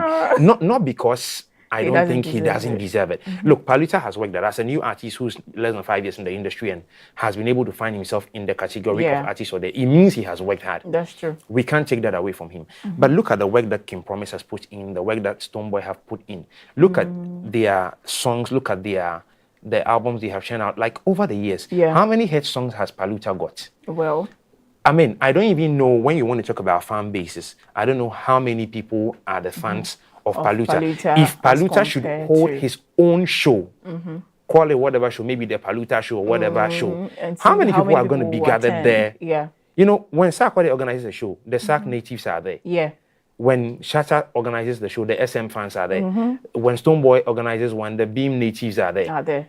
Okay, so when Kim Promise does the Promised Land show, his people are there. Can Paluta match these people? I mean, like I'm saying, let's be real. Yeah. I feel like he has worked hard, honestly, because the duration in which he has been in the industry and to find himself on the list of artists of the year, great job. Good, yeah. But has he reached that side where we can say that this guy now? Honestly, I mean, no. Okay, so I mean, Blacko was nominated, and before we even come to Blacko, there was something that was. I mean, I listened to a commentary before this whole event should happen, and then you realize that a lot of these artists who were nominated were not talking to the public about the event. And you ask yourself why. I mean, you've been nominated for how do we call it? You've been nominated for I mean, some of these categories, and then you've attended interview. I think a lot of people were talking about Blacko. The fact that he was a bit nonchalant about these things, and he went for interviews, he went to places and spoke about himself and then his new album, and said nothing about the TGMA and then calling on people to vote. Or look, I think Blacko has. He's a young man. He probably is one of the youngest artists Ghana has now. Yeah. But he's so matured in his mind when you listen to even the kind of songs he does. Yeah. And when you listen to his interviews he does on various channels. Yeah. Look, the guy wasn't chasing the artist of the year. But it's not about chasing. It's about the fact that, I mean, you advertising that people should come in. So, you know, he released an album. So he was focused on that. And not focused on the TGMA. No, because he's the last artist of the year. Last year. Yeah. I don't know if any artist can come to that point where they are going to do a back-to-back. Yes, Sarkodie has done those things like back-to-back kind of thing. But I'm not sure Blacko was chasing that. His attention was on his album. And beyond Blacko, like you said, many of the artists were not even talking about. Not. But they hired people to be talking about these things. Yeah, their PR. But there were some that did not talk about it at all. Yeah. And that is one for instance, is Blacko. Blacko didn't have a PR talking for him. Neither did he himself maybe said it anywhere that people should maybe vote for him or do this for him to get. I see maturity in this thing. I think that how is this maturity? No, look, he I believe he knows that if he deserves it, he will earn it without campaigning for it. No, but you see, because take the likes of Sarkodie. Anytime Sarkodie is in there, he's always a threat to anybody that comes up in there. Because we know what Sarkodie can do. That's we exactly also know what Blacko can do. Yeah. You understand? But it's just good that you advertise or you call in people for yourself. Well, in my opinion, I don't think he was following it. So really, he was just focused on and you think that's maturity? Yeah, because the works will show what he has done. So for a person to do all these things, all these collaborations, and I mean, look at what Lomo did. That song won the best collaboration. I mean, look at all these things, and for all these things, and he is still not chasing artist of the year. It tells you the guy is bigger than that. Okay, so you know, Kwame Eugene wrote a song for, was it Empress Gifty? Yeah, I've forgotten the title of the song. Yesterday, it won an award actually. Okay, and then people are like, why not give the award to the writer? Kwame Eugene or mention Kwame Eugene as the best songwriter of the year? Look, I think that if we want to go down the path of giving the awards to the people that write the songs. Many artists will not win the songs, or rather, they will not win the awards that have been given them. Because there are many artists who do not write the songs themselves. People write the songs for them. And then they sing. Like they put it out there. Even there are times when it is somebody's song, and then they give it to them. I mean, direct. So they don't even do anything. They just go into the studio straight away to record. Yeah. Because maybe the writer doesn't, maybe it's not a good singer, or what, I mean, for whatever reason. But this person will just go in there and then give the song to the person who thinks can sing the song. Okay? Because, you know, sometimes there are times when you listen to certain songs and then you think like, oh, I feel on this song, if maybe Blacko was on this song, it would have sounded better. Maybe if Sarkodie was on this song, it would have sounded. If Stone, like, we have things of that nature. So people can do songs and they feel like, no, the way this vibe of the song is going, I think it would be better if Blacko sings it, or Shatta sings it, or I mean, whatever. So it depends on the person that wrote the song. Okay, at the end of the day, who made the song popular anyway? Is the person who sang because it. but mind you, if Kwame Eugene should have sang the song, I don't think there would be issue of popularity, because Kwame Eugene equally has the numbers. So maybe he also feel like he's not the one deserving to sing that song, based on whatever lyrics or whatever it is. You see, the argument between the person that wrote the song and then even the award for the songwriter of the year. Okay, you see, the songwriter of the year category is such that, you see, it comes with how the song is written and the person produces the song. Yeah.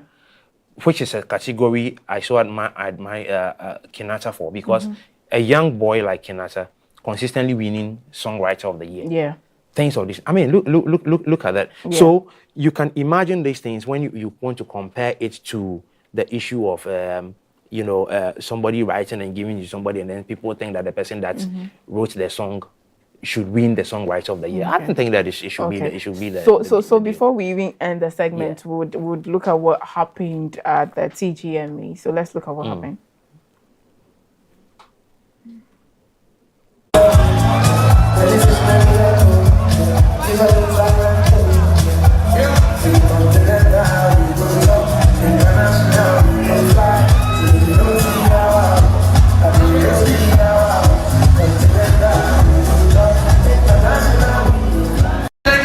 Who changed my life? Q Beats and Legacy Life Entertainment right on my right. I want to say thank you to my well-able team, Quaps, Fox, Erasmus, Gourmet, Gemma, Endo. God bless you guys. I want to say shouts to Kentis, Skanky, and all my brothers who stay with me every time and make sure I'm good. I want to say thank you to my parents and my siblings. This is my mother right here, guys. Happy Mother's Day to my mother. I'm so honored and proud that on a day like this, I get to spend it with my family.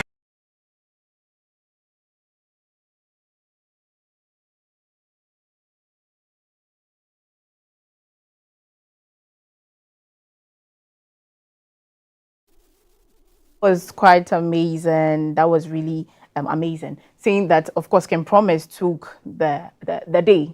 Let me put it that way. And there were other categories: best hip life song of the year, Bad Feeling. There was the best female vocal of the year. Best male vocal of the year, which is Joe Metal. Best female, Esther Goodwill. And then there is the best high life song of the year, Kim Paluta, with Makoma, and best hip hop song of the year, Kweku Smoke, Holy Ghost. Best collaboration of the year, Kiddy featuring Black Sharif, Lomo Lomo. And of course, the best Afro pop song of the year, Can Promise Paris. Lifetime Achievement Award went to Yao Sapon and Asomafo. Asomafo Band. Yeah. And then the best traditional song of the year, Empress Gifted. That's the song I was talking about. Yeah. Watch Me. Yeah. Watch Me. Yeah, that's the song. I remember it. Yeah. And then best Afrobeat song of the year, Olive the Boy, Asylum. And of course, we also have best video of the year, Stonebwoy, Jejiri J. Best gospel artist, Joe Metal. Producer of the year, Candy Beats, Asada. Best Afro-pop, Afrobeat artist of the year, Can Promise. And best urban contemporary music, Team Eternity. And the song of the year, and that is that for the Telecel Ghana Music Award. So we'll go for a quick break, and when we come back, we'll bring you sports. Are you a university, college, high school, private organization, NGO, individual professor, instructor or facilitator seeking to take advantage of the numerous benefits of online education? Look no further. The AAU eLearn Africa LMS is a great opportunity to begin your journey to online course development and creation for teaching, learning and training purposes. AAU eLearn Africa LMS, which is a partnership between the Association of African Universities and eLearn Africa, has made available ease to use online learning tools to all stakeholders within the educational ecosystem of the African continent. This is to enhance teaching and learning in the bid to expand online learning opportunities for students in Africa. The online platform is open and available for free to all stakeholders and facilitates virtual access to classes without needing the other tools such as Zoom, Microsoft Teams, among others. For more information, visit www.elearnafricalms.com or contact us via aaulms@aau.org or estherm@elearnafrica.com. Follow us on LinkedIn, Twitter, and Facebook at AAU eLearn Africa LMS. Explore a whole new world of exciting visuals with AAU TV. Get ready for a mix of interesting talk shows, interviews, discovery documentaries, and news on AAU TV. It's not just about watching TV, it's about experiencing something special. AAU TV reaches over 25 countries in Africa, bringing you a blend of knowledge and fun. Learn about different cultures as you enjoy the shows. If you have events or want to showcase your business, we've got you covered. Watch AAU TV free-to-air channel on satellite. Connect with us on Facebook, Instagram, and X, formerly known as Twitter, at AAU TV. Reach out on call or WhatsApp us at +233 26 629 6601 or +233 20 399 5210. AAU TV, the voice of higher education in Africa. I'm here with the Association of African Universities Television, Ayew TV.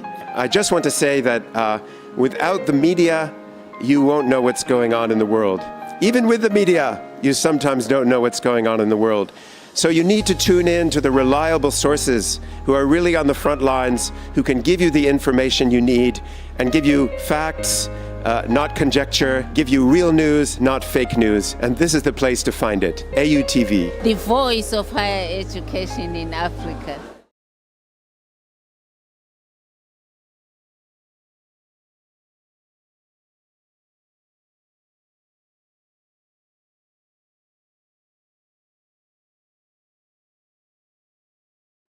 I'm here with the Association of African Universities Television, Ayew TV.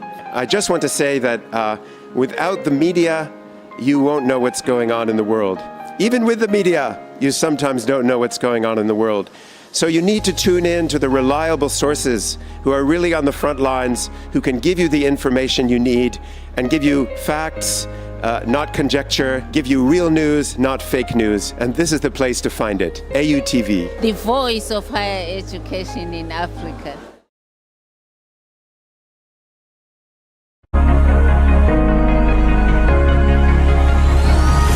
Hello Africa, keep watching AAU TV.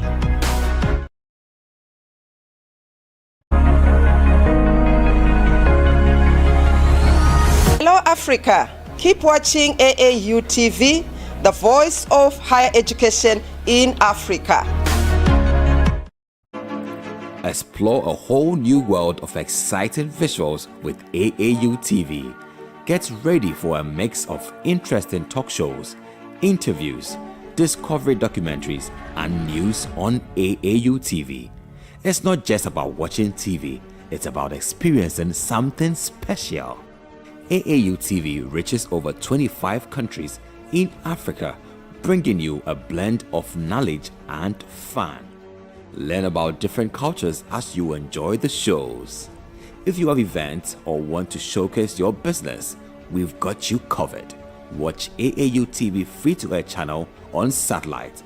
Connect with us on Facebook, Instagram, and X, formerly known as Twitter, at AAU TV.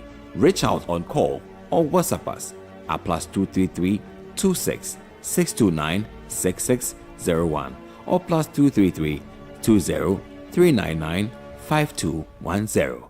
AAU TV, the voice of higher education in Africa.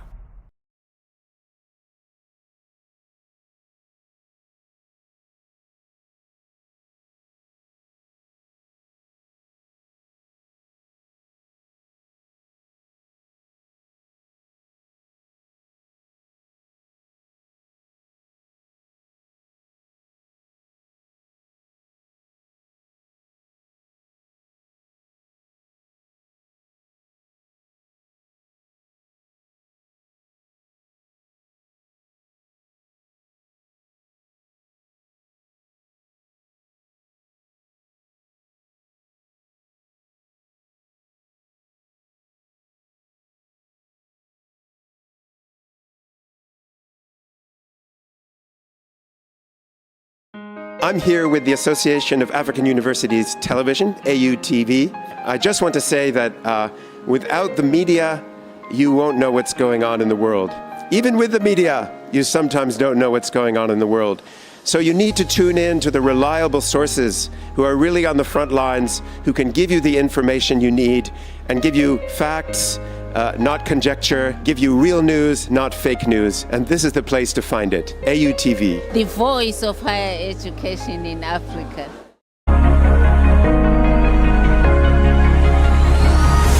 Hello, Africa. Keep watching AAU TV.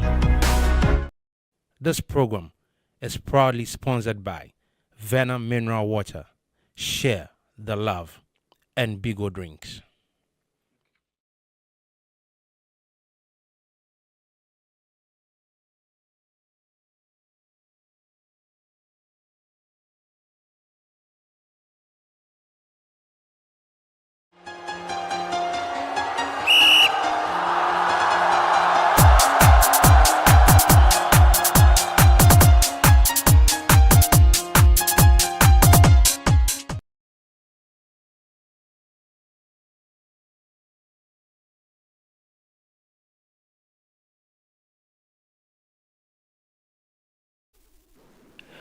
All right, welcome back from the commercial break, and you are live still here from the headquarters of the Association of African Universities, and we are in the sports segment, and in this segment we call it Game on Africa. I did promise you that today we have a guest in the house, and we are going to be doing some chit-chat and catching up about his life, his story, and everything that you need to know about him. So welcome to this segment, and I'm doing this again with my lady Jemima, and you've been waiting or dying to know who my guest is, or our guest is. No other than the legendary Rahim Ayew. My brother, welcome. Thank you, thank you. It's good to have you here. Thank you very much. Thank you for coming here so quickly. I know you landed in Ghana not long ago, but Charlie, the agency with which you came, man. Since I was there, we've been chatting. So I know, right? I'm part of the family now. So definitely, no room for disappointment. Charlie, God bless you. And moreover, they told me the host is Santa Claus. So you know, yeah, man. So those of you don't know, we're in school together. He came to meet me back in Addis Ababa College, as informed when he came into formal. But you see, for school, you know something. Let's just talk a little bit about school. You know, say then you come school. Let me switch into pidgin because we are doing Adisco things. As you come school, are they upper school? Then we just hear I'll be paying in San come school. The first idea everybody can be talk be saying, it go day Jonah house. Because then that place that be the B house. You your own we for no debate on whether you be that B or not. I'll be paying in San take it or leave it. Oh, that be the perception you people feel you have. Okay. Hunger, no. But me, you want me to lie? Yeah, for the streets, man. Me, I like the streets. Yeah, That be man. me. Yeah, man. You understand? Yeah, man. And Yeah, man. from class 3 with me, I started to go boarding school. So me, I just deal with everybody. I'm an open book. Charlie, I feel that vibe. So I feel that vibe. I feel that vibe, Charlie. So let's get straight into the interview. So Jemima, let's get into it. Okay, so I like the fact that you said you are not hungry, of course, for your stomach. No, to get food to chop, maybe money way I go take go do stupid things I no go get. Yeah. But food to eat is always on the table. That Yeah, one man. there, and place to sleep. is Okay, there. but tell us, how has it been for you? I mean, growing up in such a football-rich family, how has it been? It's been good. How been good. It's been tough at the same time because you carry a big name, Okay. on your shoulders. And, at a point, you feel like everyone is against you. And at a point, you feel like Everybody's with you. You understand? But you just have to stay focused. Focus, try to create your own self, find yourself, and how would I say it? Just be yourself. Because of the name you carry, and people will be like, he's good, he's not good, and you come to realize that everyone have their opinion. Okay. So So with the name you carry, did you think or did you see that you were going to follow your father's footsteps? that's what I had always wanted to do. Okay, football. Play football from my early childhood or whatever, whichever age I really started. I don't know, but that is what. After I got to secondary school, I said, "This is the path I want to go." So I had to, stay focused and do it. But with the name, It's a lot. it's a lot. Wherever you go, I be the Peliba before your name. So you have to let it be your name before your dad. Your dad. Okay. Okay. Yeah.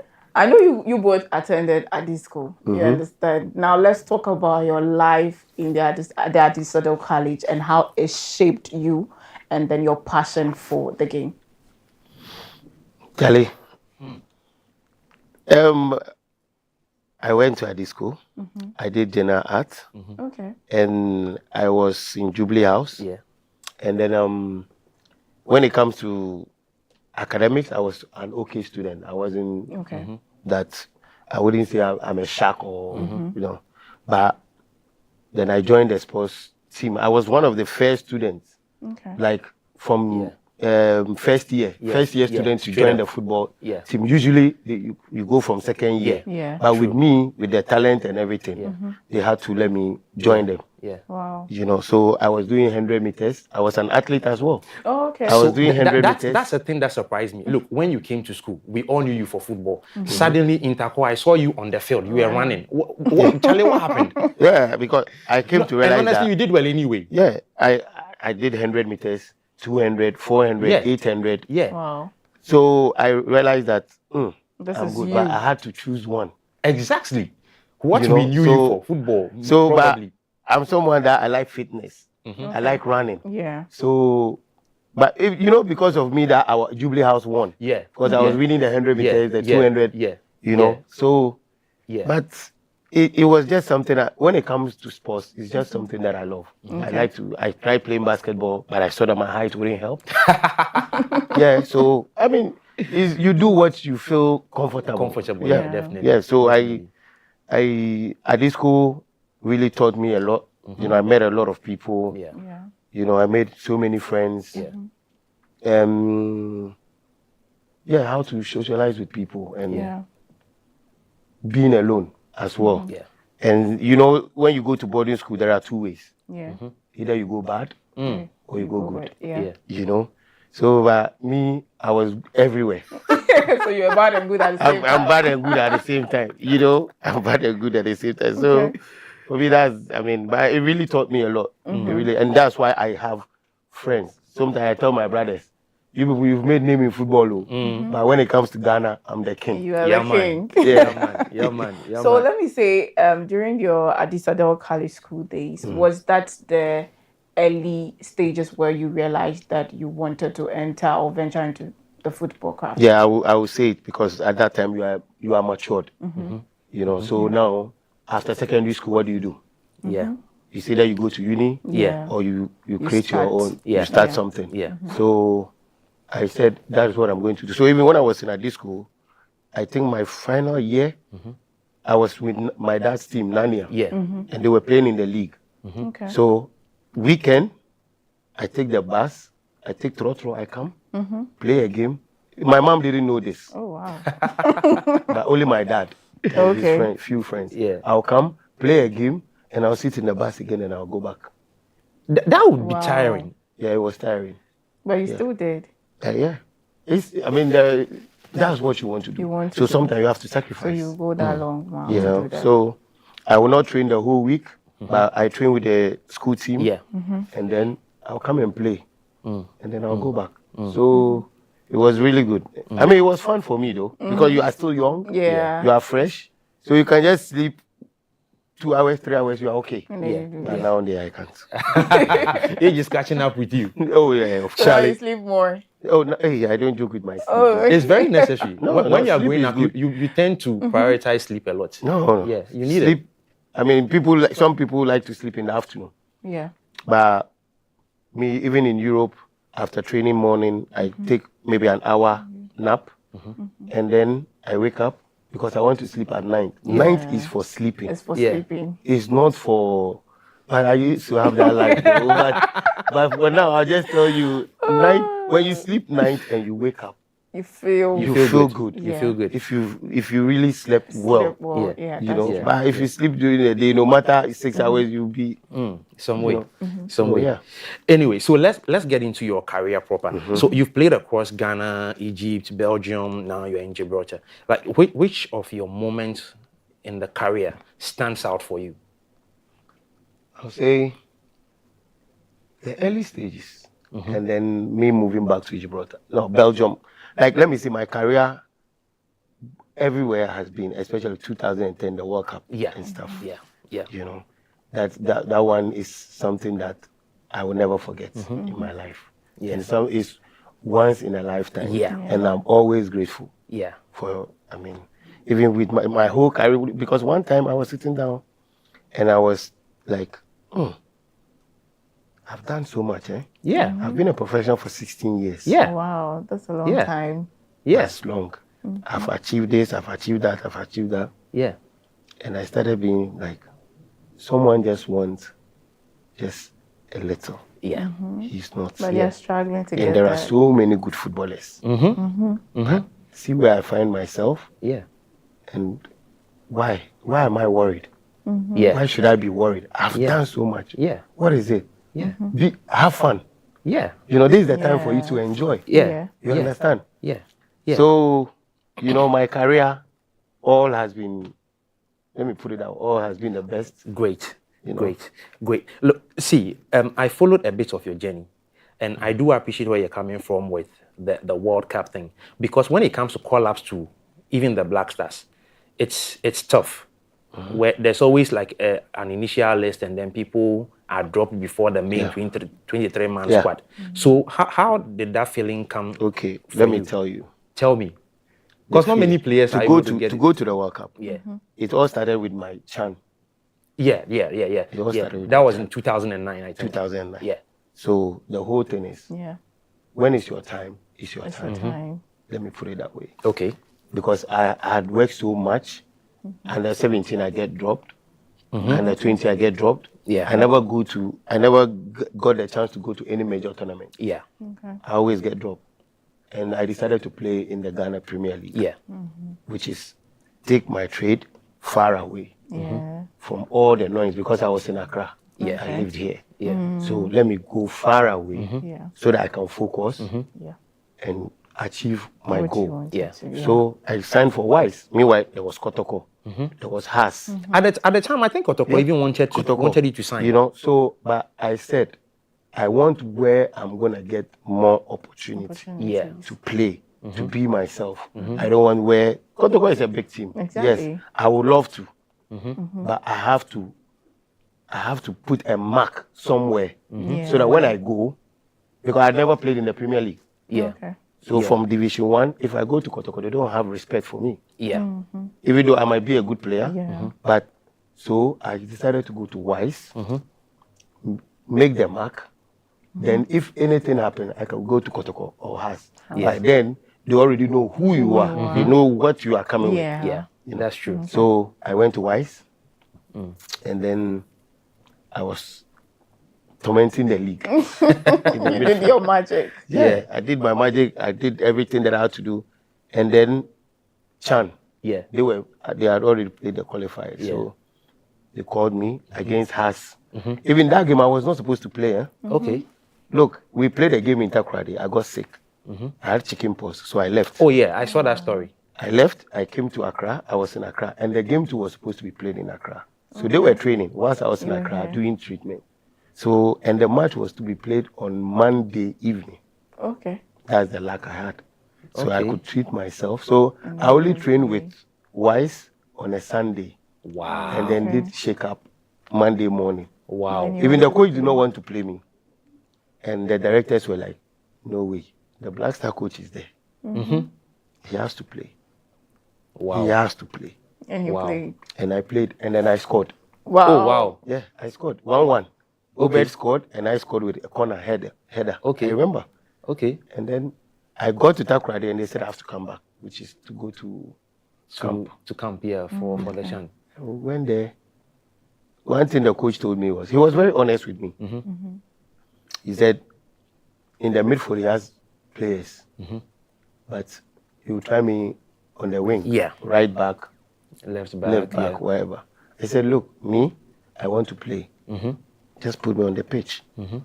Wherever you are, I'm going to be. I will give my best. Yeah. And I was lucky enough, my dad, when I was playing with Nanya, I played central, I played left back, I played midfield, I played striker. I had played so many positions that wherever you put So it me, was I'm easy to comfortable. transition. Yeah. Like that's interesting because look, you are one of the most versatile players I've seen in Ghana. Okay, because you do left. Look, we know you for defensive midfield, and I love watching you in that place because you do a lot of Yeah, they are the the hard stuff. engine. Yes, They are the engine. Yeah, the typical number 6 DM thing. Like I love watching you in that role. But when I saw you do the left back, right back thing, even at the Chan, you were playing as a winger. I was playing as a winger, but I cut in like a midfielder. Like that inverted winger kind of thing. Where did you learn that thing from? You know, sometimes the coaches will put you on the pitch. What the coaches teaches you is just 30% that will happen on the pitch. The rest you have to think. Football sense. Yes, the opponent. You have to steady your opponent because you want to go past him. You know, so you have to steady him with the first ball. What you have to do, how he comes, how he stands on the pitch. So that's what I do. And you know, I'm from a footballing family, so I know how to prepare for game, visualize myself and everything. So for me, you know, I mean, I've learned a lot. Yeah. So I went to the national team and I was called to Chan. Yeah. And the coach put me on the wing. And I said, this is me. But honestly speaking, I never thought when we get to Chan, I'm going to be a starter. Okay. No. Okay. But the friendly matches we played, yes, I was good. But they had Ajman Bedu and the rest. So for me, I'm like, they were Premier League players. Yes. I'm also a Premier League player, but I was the only player from Wise, from not a big team. Yeah, at the time, yeah. So I never thought I was going to start. Yeah, but your records for Chan were really impressive. So I'm not surprised you made it into the Black Star squad. But we'll come back to the Black Star. But so let's talk a bit about your move to Zamalek. How did that move happen? There was a little bit of controversy about it before. I think there was a local team involved. Something like that. Kotoko wanted me to come. Yeah. And Wise also wanted me to stay. But this was Egypt calling you. Yeah. And I was Nanya. I belong to Nanya. Yeah. So Nanya have to make that decision. Yeah. It was loan. Yeah. twice. Okay. You know, so yeah, so then the decision was for Nanya to make. And he's my father's team, he's my mom.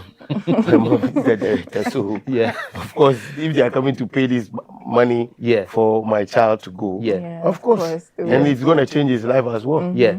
You know? I mean, that's a street business thing. Yeah. But I mean the family you first guys as well. you get your money. Yeah. You get your money. Yeah. Nanya will get their money. Yeah. So So anyway, so still on the career thing, what has motivated you like till this far? Because like you just said, 16 years and you're still playing. Because I've seen your videos from Gibraltar. The kind of things you are doing there. Sometimes from right back you cut in and then I'm seeing you at the 18 of the opponent. What is giving you this kind of energy? It's you have to have the passion. Great. Okay. You know, I mean, if it goes away, you can't do it. I still have it, and sometimes I feel like I still have more to give.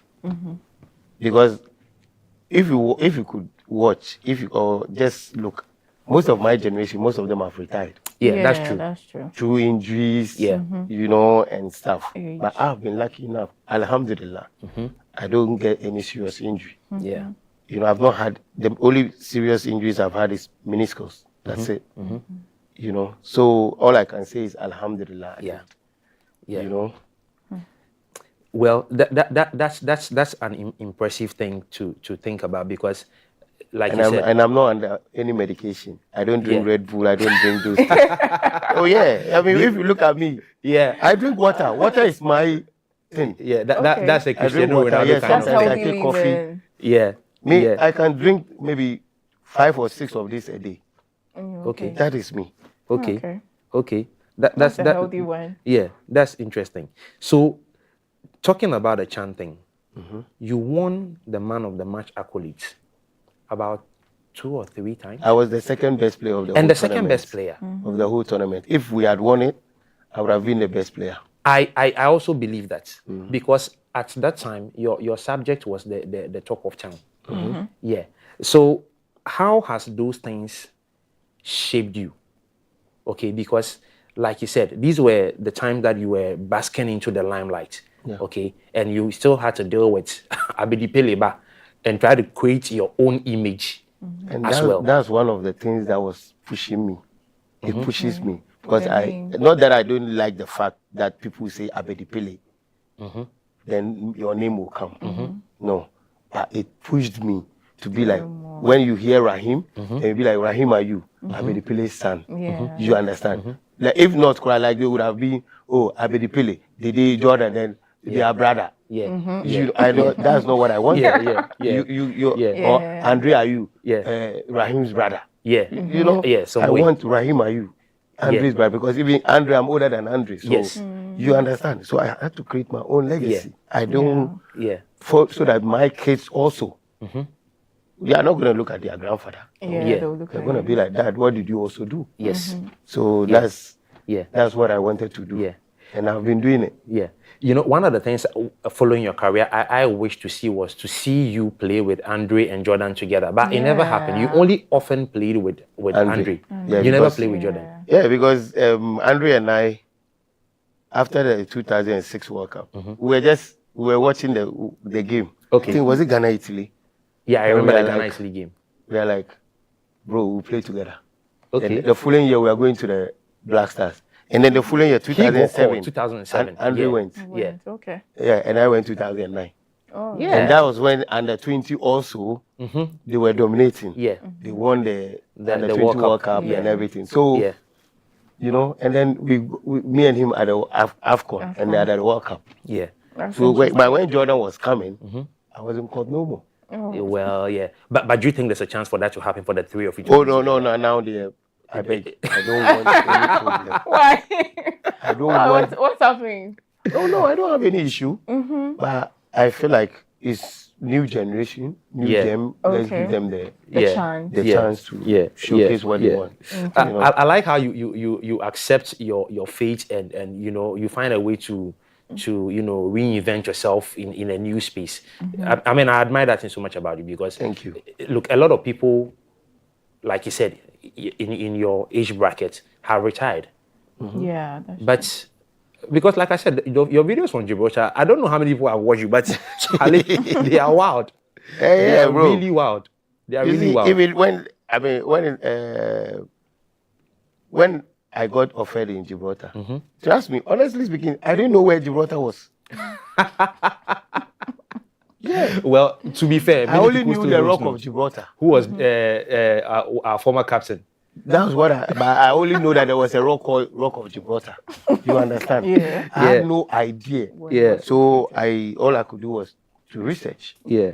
You know, I saw okay, it's an island in Spain, and sometimes when you get these things, you have to look at the opportunities around it. Yeah.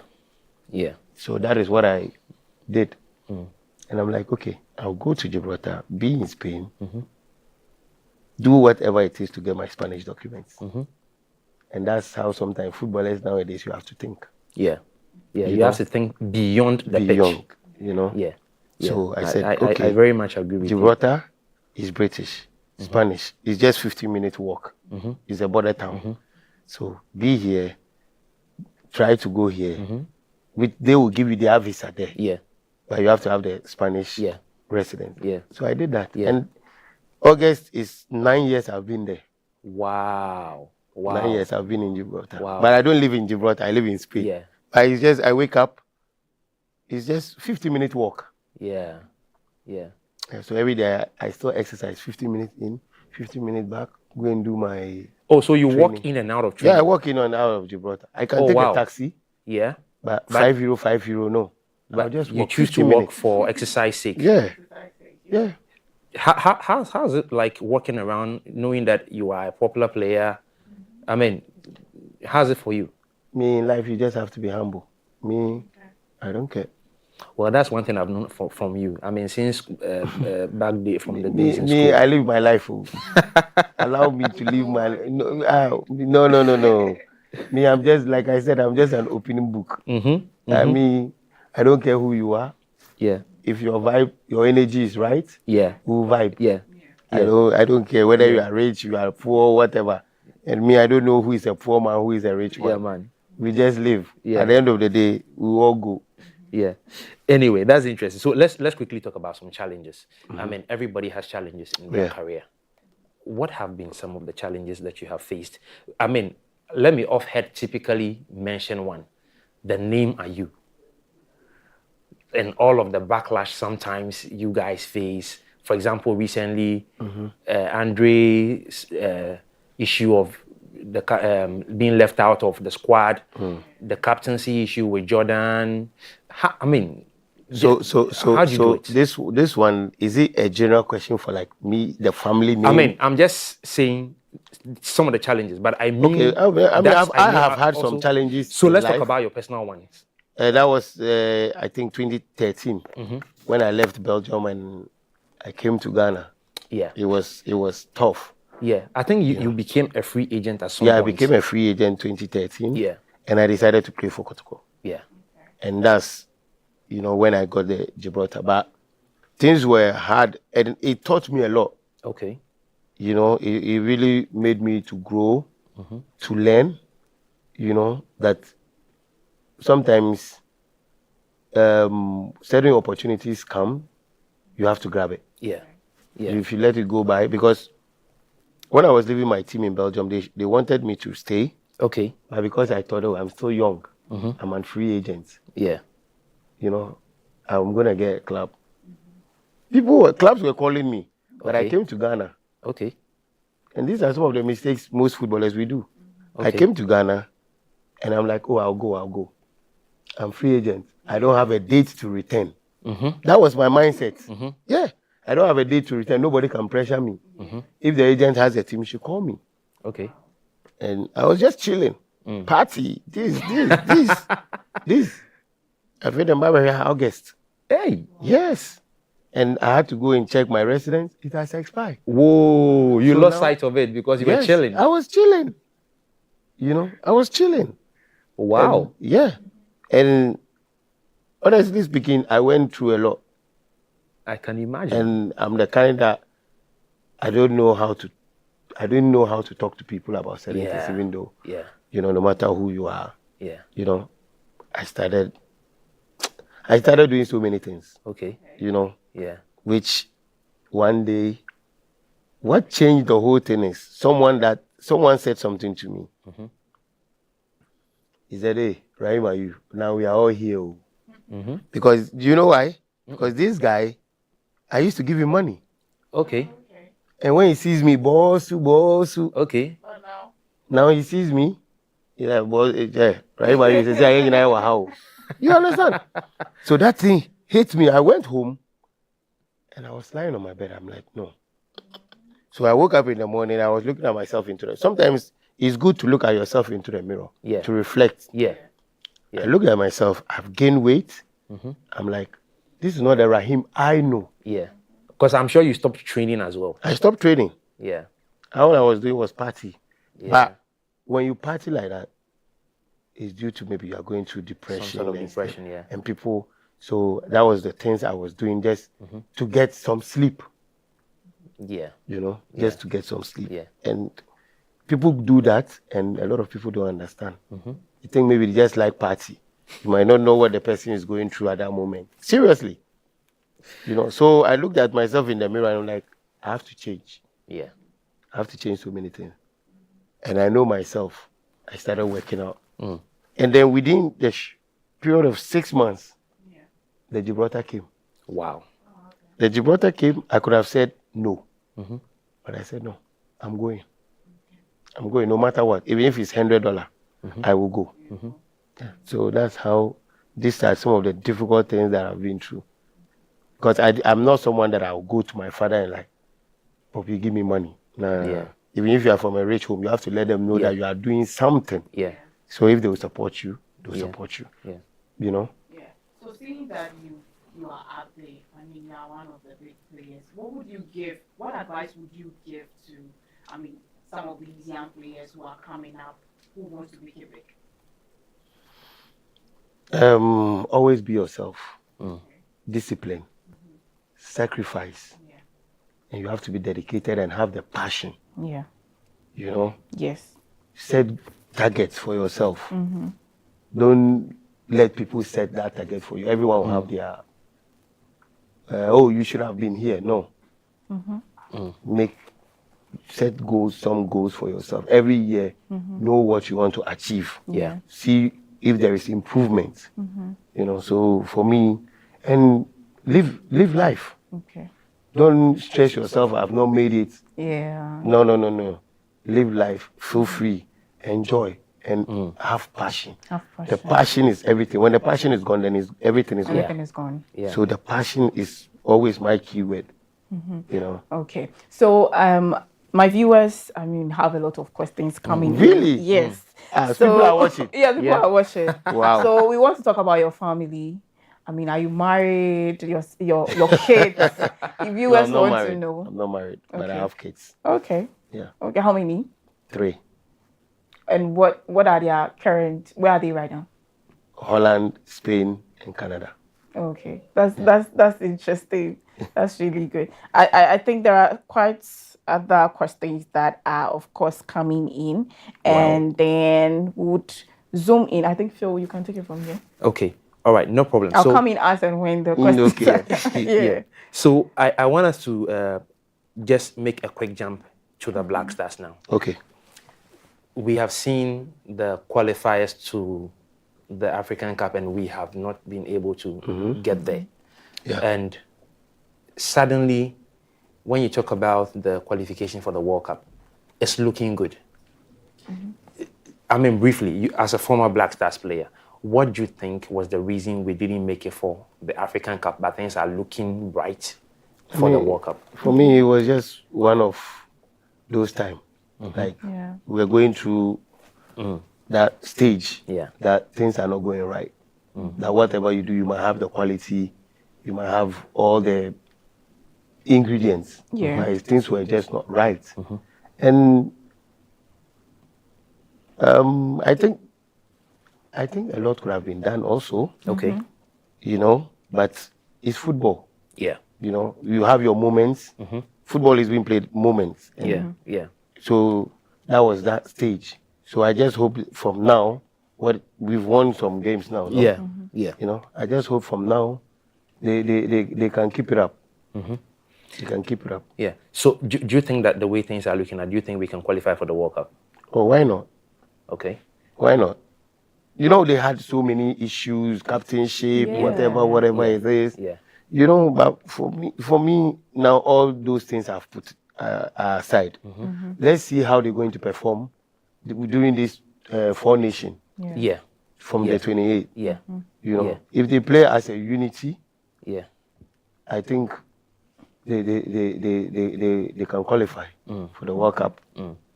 So, as somebody who has been in the Black Star squad before, what do you think essentially is needed on the pitch and off the pitch to get this team together? Because it is obvious that this is a new team, quite a lot of new players in there. They are still trying to bond and get together. Even some of the players, even though they are new, they are quite old, and I mean, they probably have, you see, about no more than 5 years to play. I mean, what do you think is needed in the team, on and off the pitch, to get them together? Off the pitch, you don't need much, but on the pitch, is that's where the action is. That's where the action is. That because off the pitch, well, not much can be done. No, nothing much, because they are not kids. But on the pitch, you have to take responsibilities. You have to have the passion, like I said. You know, and me, I've always said, football is being played from the first minute and the last minute. The middle, nothing. Yeah. The last minute is, you know. So for me, I mean, on the pitch, they just have to be willing to take responsibilities. Yeah. Run for each other. Yeah. You know, commit. Don't be scared. Mistakes are bound to happen. Yeah, that's true. Because as a human being, when you are scared to make mistakes, that's when you rather fall.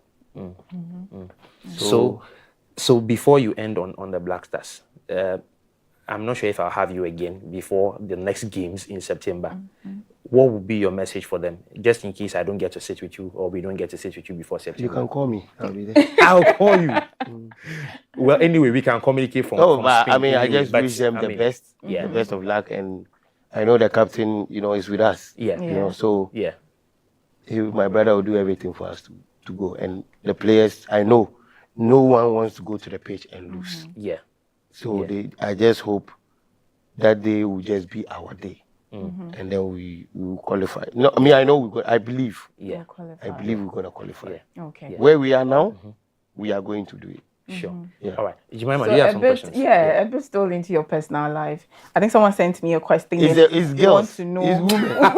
It's women. Want to know. They are crashing on you. We want to know something. I'm sure they are crashing on you. So we want to know if no. you mentioned you have three kids, three lovely kids. No, me, I have my private life. Okay, you don't talk about your private life. I don't talk about my. But we just want to know. I mean, if these 3 kids are from the same lovely woman. Yes. Okay. Yes. Okay. So currently, I mean, how is the relationship like with your brothers? Me and my brothers, we are good. We grew up together. We have a bond. But now you should know that everyone have family. You don't get to talk every day. Yeah. You don't get to see each other now and then. Yeah. But even within us, we love each other. So people just, one thing, people want to be seeing all of you always hugging, moving together. No. Now my league is over. Sometimes before the day and Jordan will come. I'm have leaving. left. Yeah. Okay. I'm leaving because I also have to go and work. Yeah. So sometimes it's hardly for us to see each other. But in Europe, we see each other, but it's not everything we're going to post. Yeah. No. Yeah. Social media is not reality for me. Well, England and Spain is not so far apart. No. So and the day is in France. Yes. So it's easy. Yeah. So what are some of the highlights to your football career professionally? Some of the highlights or some of the moments where you've had it in your career? Yeah, I always choose 2009 and 10. Okay. Yeah, I always choose those places. And in Belgium, like I said, for me, I've really enjoyed it. I've enjoyed my career. Yeah. Okay. I've really enjoyed my career. Yeah. And I mean, I don't want to I have regrets anywhere. That's life. Yeah. You move. You just have to move on. So for me, I've really enjoyed every part of it. Okay. Yeah. I think this has been an amazing conversation. And Very beautiful It's been conversation. nice having you. You can always call on me. It's just the house is just here. So. You just walk and come. Yeah, I'll just walk and come. I'm sure one of these days when we call you, you just take your track suit and then you just jog and come. Oh yeah. Oh yeah. That would be the best. Well, when you get here like that, we'll also get changed and then we'll work out with you here. Oh yeah, we can do some workout. We can do that. Well, Yeah, I know you might outsmart us on that because when I look at you in this form. Nah, don't do that No, to me. oh, Don't belittle me. Do you know what I can do? Oh, No, gosh. we will do that. So that's We'll do that's a that. challenge. One of Yes, these days we will we'll do that that. setup. Just let me know. And we'll No work problem. out here. Just let me know. Then thank I'll come in you. early morning. Your do that. Your program. You do the exercise. Yes, no problem. I'm ready for you. So thank We'll you do that. so much, And Rahim, you're for always coming. welcome. It's been an amazing conversation, Yeah. and we hope to call you again in other segments. Thank you. You're welcome. We'll go for a quick break, and when we come back, we'll give you more. Stay tuned. I'm here with the Association of African Universities Television, Ayew TV. I just want to say that without the media, you won't know what's going on in the world. Even with the media, you sometimes don't know what's going on in the world. So you need to tune in to the reliable sources who are really on the front lines, who can give you the information you need and give you facts, not conjecture, give you real news, not fake news. And this is the place to find it, Ayew TV. The voice of higher education in Africa. Explore a whole new world of exciting visuals with AAU TV. Get ready for a mix of interesting talk shows, interviews, discovery documentaries, and news on AAU TV. It's not just about watching TV, it's about experiencing something special. AAU TV reaches over 25 countries in Africa, bringing you a blend of knowledge and fun. Learn about different cultures as you enjoy the shows. If you have events or want to showcase your business, we've got you covered. Watch AAU TV free-to-air channel on satellite. Connect with us on Facebook, Instagram, and X, formerly known as Twitter, at AAU TV. Reach out on call or WhatsApp us at +233 26 629 6601 or +233 20 399 5210. AAU TV, the voice of higher education in Africa. This program is proudly sponsored by Venom Mineral Water, Share the Love, and Bigo Drinks. Welcome back from that break. And if you just missed the segment, we just had a quick conversation with Rahim Ayew, and we were catching up on his life, his legacy, and his football career. And this is how we are ending the show of the Hello Africa edition today. And my name is Philemon Edwards. This week, I did this with Jemima, who will give us the last words before we go.